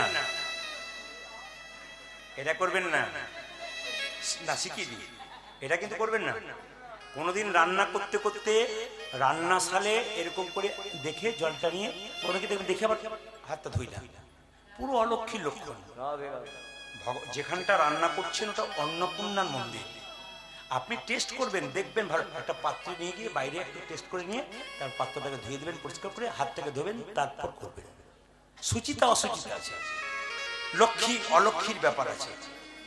এটা তো অন্য জাতির ঘর নয় যে নোংরা করে রাখবেন। আপনি হিন্দু জাতির মানুষ, হিন্দু জাতির বাড়ি প্রত্যেক সময় পরিষ্কার পরিচ্ছন্ন থাকে, আপনার পরীক্ষা পরিষ্কার রাখবেন। সবাই টাকার মায়ের দেখে বসেছেন যখন। আচ্ছা বলুন তো, ওই ওই পাখাটার মধ্যে কাকের পালক ছিল না কোকিলের পালক ছিল? বলুন। ময়ূরের পালক ছিল। বাহ। আচ্ছা মায়েরা কীর্তন করতে করতে যেই না মুকুন্দ ডেকেছে, এই আমাদের নবাব ডেকেছে, মুকুন্দ। মুকুন্দ নবাবের দিকে তাকিয়েছে আর ময়ূরের পালকগুলোকে দেখে, হে কৃষ্ণ কৃষ্ণ করুণা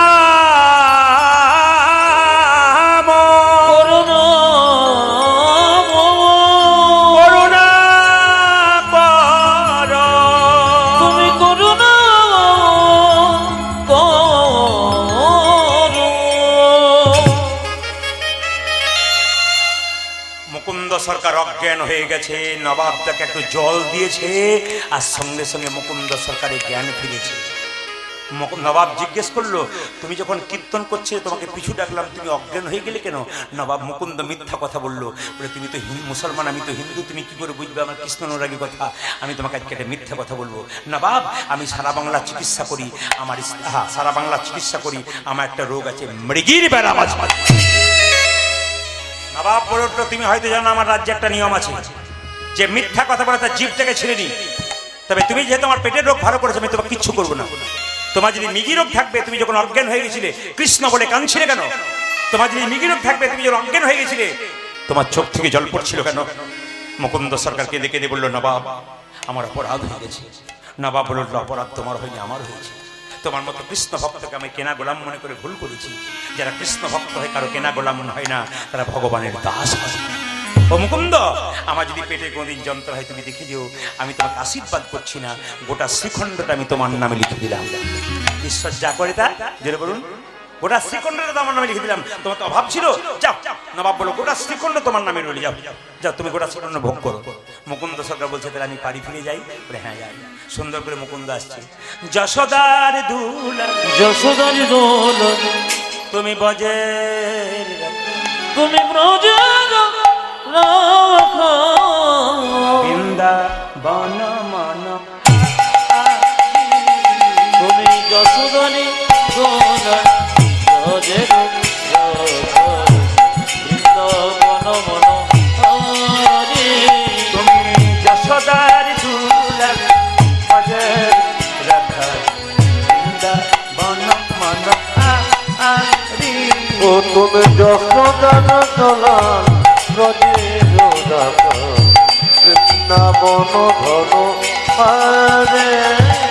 গোপীজন বল্লভ রাধিকা রমণ, তুমি গোপীজন বল্লভ রাধিকা রমণ, গোপীজন বল্লভ রাধিকা রমণ, গোপীজন বল্লভ রাধিকা রমণ, গোপীজন বল্লভ রাধিকা রমণ, তুমি গোপীজন বল্লভ রাধিকা রমণ, গোপী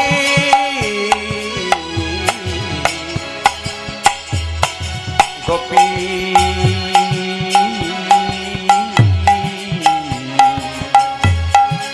গোপী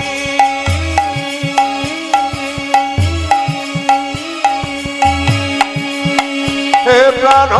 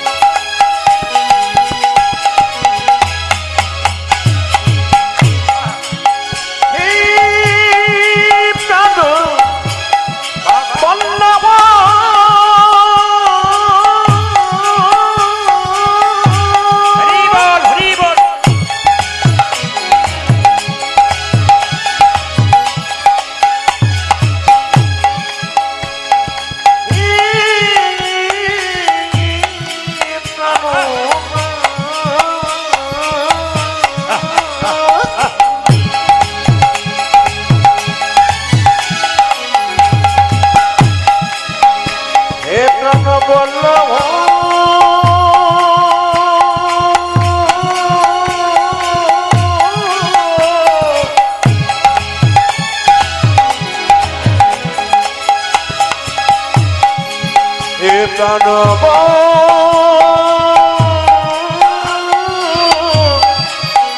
অল্লভ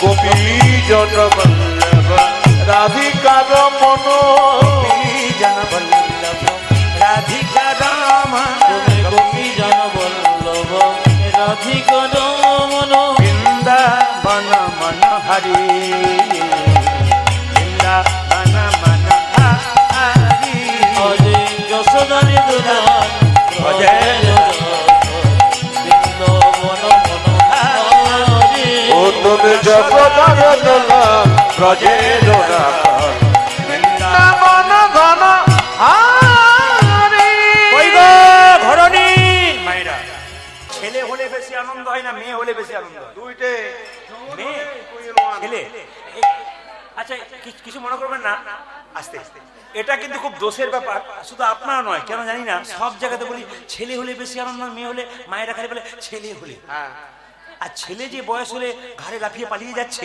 এটার দিকে তাকাচ্ছে না।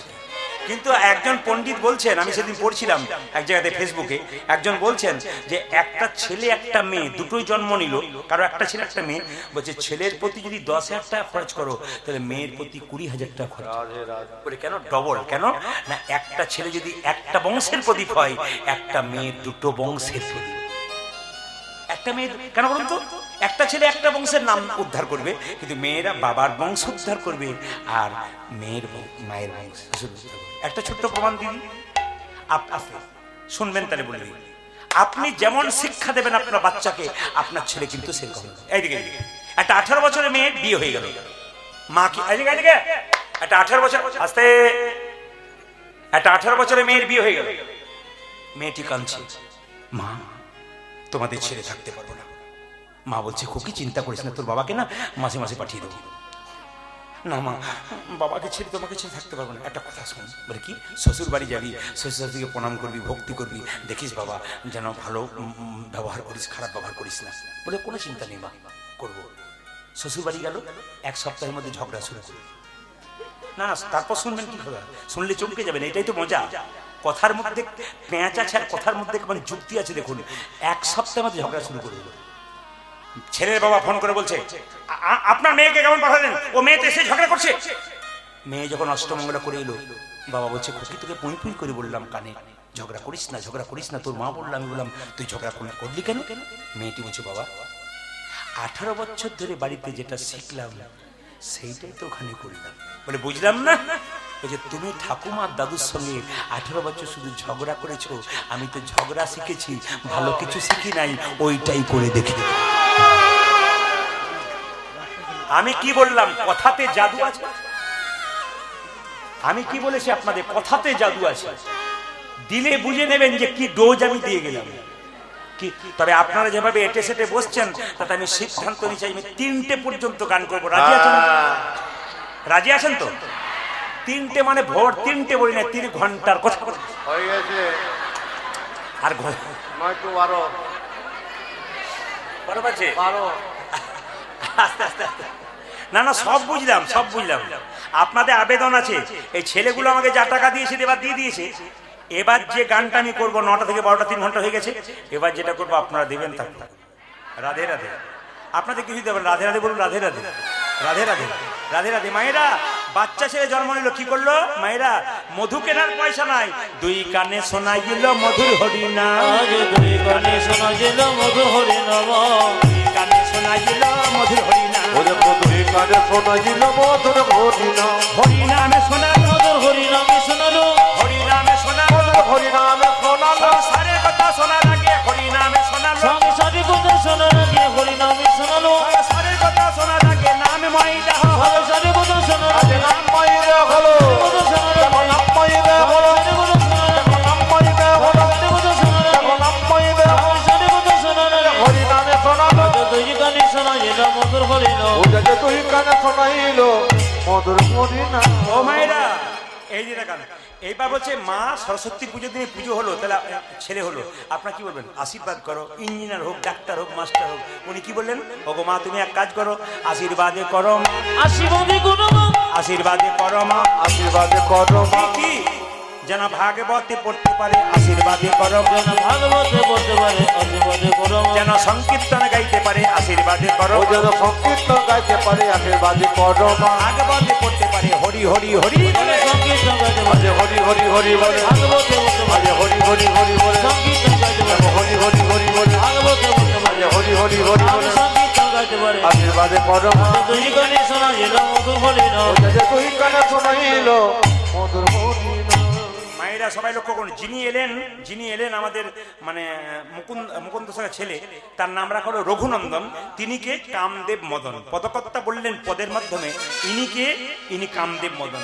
আহা ব্রজের অনঙ্গ হরিয়া অঙ্গ। ব্রজের অনঙ্গ হরিয়া অঙ্গ। দেখুন এখানে যারা আমার বয়স্ক বাবারা আছেন, তারা মাথাটা নড়াচ্ছেন, পেছনে কেন? ওনারা অনেক দিন আগে থেকে কীর্তন শুনছেন, তো ওনারা পদাবলী শোনেন। ওই যে যখনই গাইছিলেন ওনাদের মাথাটা নড়ছে কেন? ওনাদের এগুলো শুনে অভ্যাস আছে ছোট থেকে। এই জন্য সবাই লক্ষ্য করুন, পদাবলীও গাইতে হয়। ওগো ব্রজের অনঙ্গ হরিয়া অঙ্গ। উড়াই ব্রজের অনঙ্গ হরিয়া অঙ্গ। গৌরে আওলা গৌর সঙ্গ। আমার গৌরী আমন গৌর সঙ্গ। গৌরে আওলা গৌর সঙ্গ। উদার গৌরী যাবল গৌর সঙ্গ। ভগতি ভূষণ ভগতবে। আমার ভগতি ভূষণ ভগতবে। ভগতি ভূষণ ভগতবে। ওরে ভগতি ভূষণ ভগতবে। ও যে লীলাই মহিলা আপনবে। আজ লীলাই মহিল আপনাবে। সোনার নূপুর রাতুল পায়। ওরে সোনার নূপুর রাতুল পায়। সোনার নূপুর রাতুল পায়। আমার সোনার করোনা তোলবা। হরি শরণ লইনু তাই। সে করি শরণ লইল তাই। শরণ নিলাম। শরণ নিল। শরণ নিলাম। উনারা শরণে নিলাম। যে গৌরাঙ্গের চরণ তলে শরণ নিলাম। ভক্তর মনন্দ শ্রীচরণে শরণ নিল। রঘুনন্দনের শ্রীচরণে হরি হরি হরি বলে। ভক্তর মনন্দ শ্রীচরণে হরি হরি হরি বলে। রঘুনন্দ শ্রীচরণে হরি হরি হরি আমি বলে। রঘুনন্দ শ্রীচরণে হরি হরি হরি বলে। আমি রঘুনন্দ শ্রীচরণে হরি হরি হরি বলে। শরণে নিলাম। আপনাদের যে রাধা রানী কি শ্যাম সুন্দর কি, এই ছোট্ট ছেলের নাম হলো রঘুনন্দন। তিনি গাইতে লাগলেন, সবাই মিলে হাত তুলে গান। একসঙ্গে কৃষ্ণ কেশব কে যে সব রঘুনন্দন বলা হচ্ছে। কৃষ্ণ কেশব কেশব সুধা মাখা এই নাম, হরি নাম মধু মাখা এই নাম নাম নাম নাম। আজ কৃষ্ণ কেশব কৃষ্ণ মাধব সুধা মাধব এ নাম হরে নাম মধু মাধব এই নাম। বাবারা যারা আসছেন হাত তুলে তুলুন, সবাই ভক্তি করে প্রভুকে দেখান। মহাপ্রভু সারা জীবন হাত তুলে আছে, আমরা 5 মিনিট তুলতে পারবো না? কৃষ্ণ কেশব কৃষ্ণ কেশব এই নাম হরি নাম মধু মাখা এই নাম নাম নাম। কৃষ্ণ কেশব কৃষ্ণ কেশব সুধা মাখা এই নাম হরি হরি নাম মধু মাখা এই নাম। এই নাম জপ হলো আপনারে। এই নাম জপ হলো জপনারে। এই নাম জপ হলো আপনারে। হরি বল। এই হরি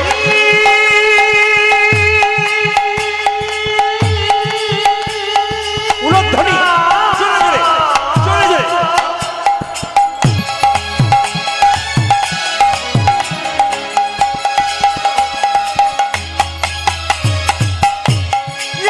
মধু মাখা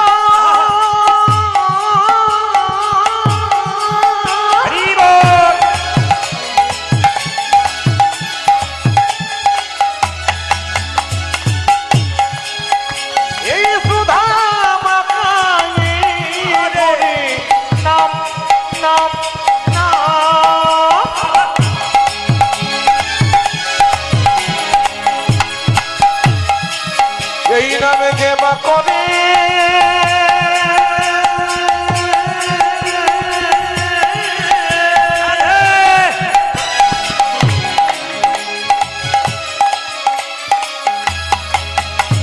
তার খোদা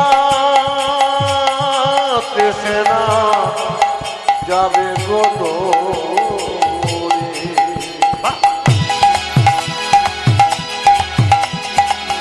এই মধুমা খানা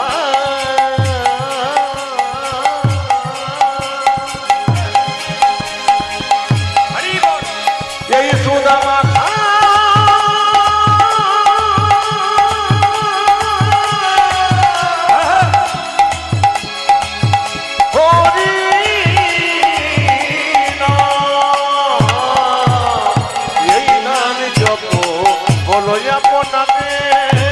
যাবে দিশা এমন বাড়াবাড়ে এই নামে জপ হলো আপনারে তুমি যাবে কৃষ্ণ নাম বরমরে জপরে জপরে জপরি রস আজি জপরে জপরে জপরে জপরে জপরে জপরি রস হরি জপরে জপরে জপরে রসনা সুধা মাখা হরি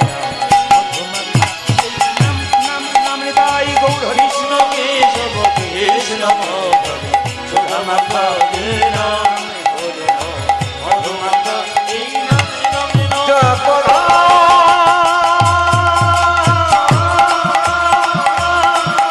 হরি বল কৃষ্ণ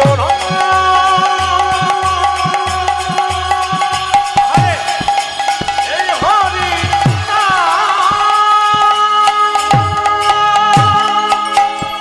জোরে বলুন রাধা রানী কি। সবার কাছে নিবেদন রইল মায়েরা, যে যেখানে বসে আছেন একটু হাততালি দিয়ে রামকৃষ্ণদেব একটা গান গাইবেন সবাই মিলে, সবাই একটু হাততালি দিয়ে। রামকৃষ্ণদেব কি বলেছে? সংসার থেকে ভগবানকে পাওয়া যায়। হাতে করো কাম, সবাই হাতে করো কাম আরে মুখে বলো হরি, মানব জন্ম তোমার যাইবে বতরি। তুমি হাতে করো কাম আগে মুখে বলো হরি, মানব জন্ম তোমার যাইবে গোতরে। এই যে হাতে করো কাম আর মুখে বলো হরি, মানব জন্ম তোমার যাইবে বতরি। ও যদি হাতে কর কামাতে মুখে বলো হরি, মানব জন্ম তোমা যাইবে গোতরি। আমি জানি এখানে অনেক ভদ্রলোক, অনেক শিক্ষিত মানুষ আছেন, অনেক জ্ঞানী মানুষ আছেন। বলুন বাবা, বুঝতে পারছি না।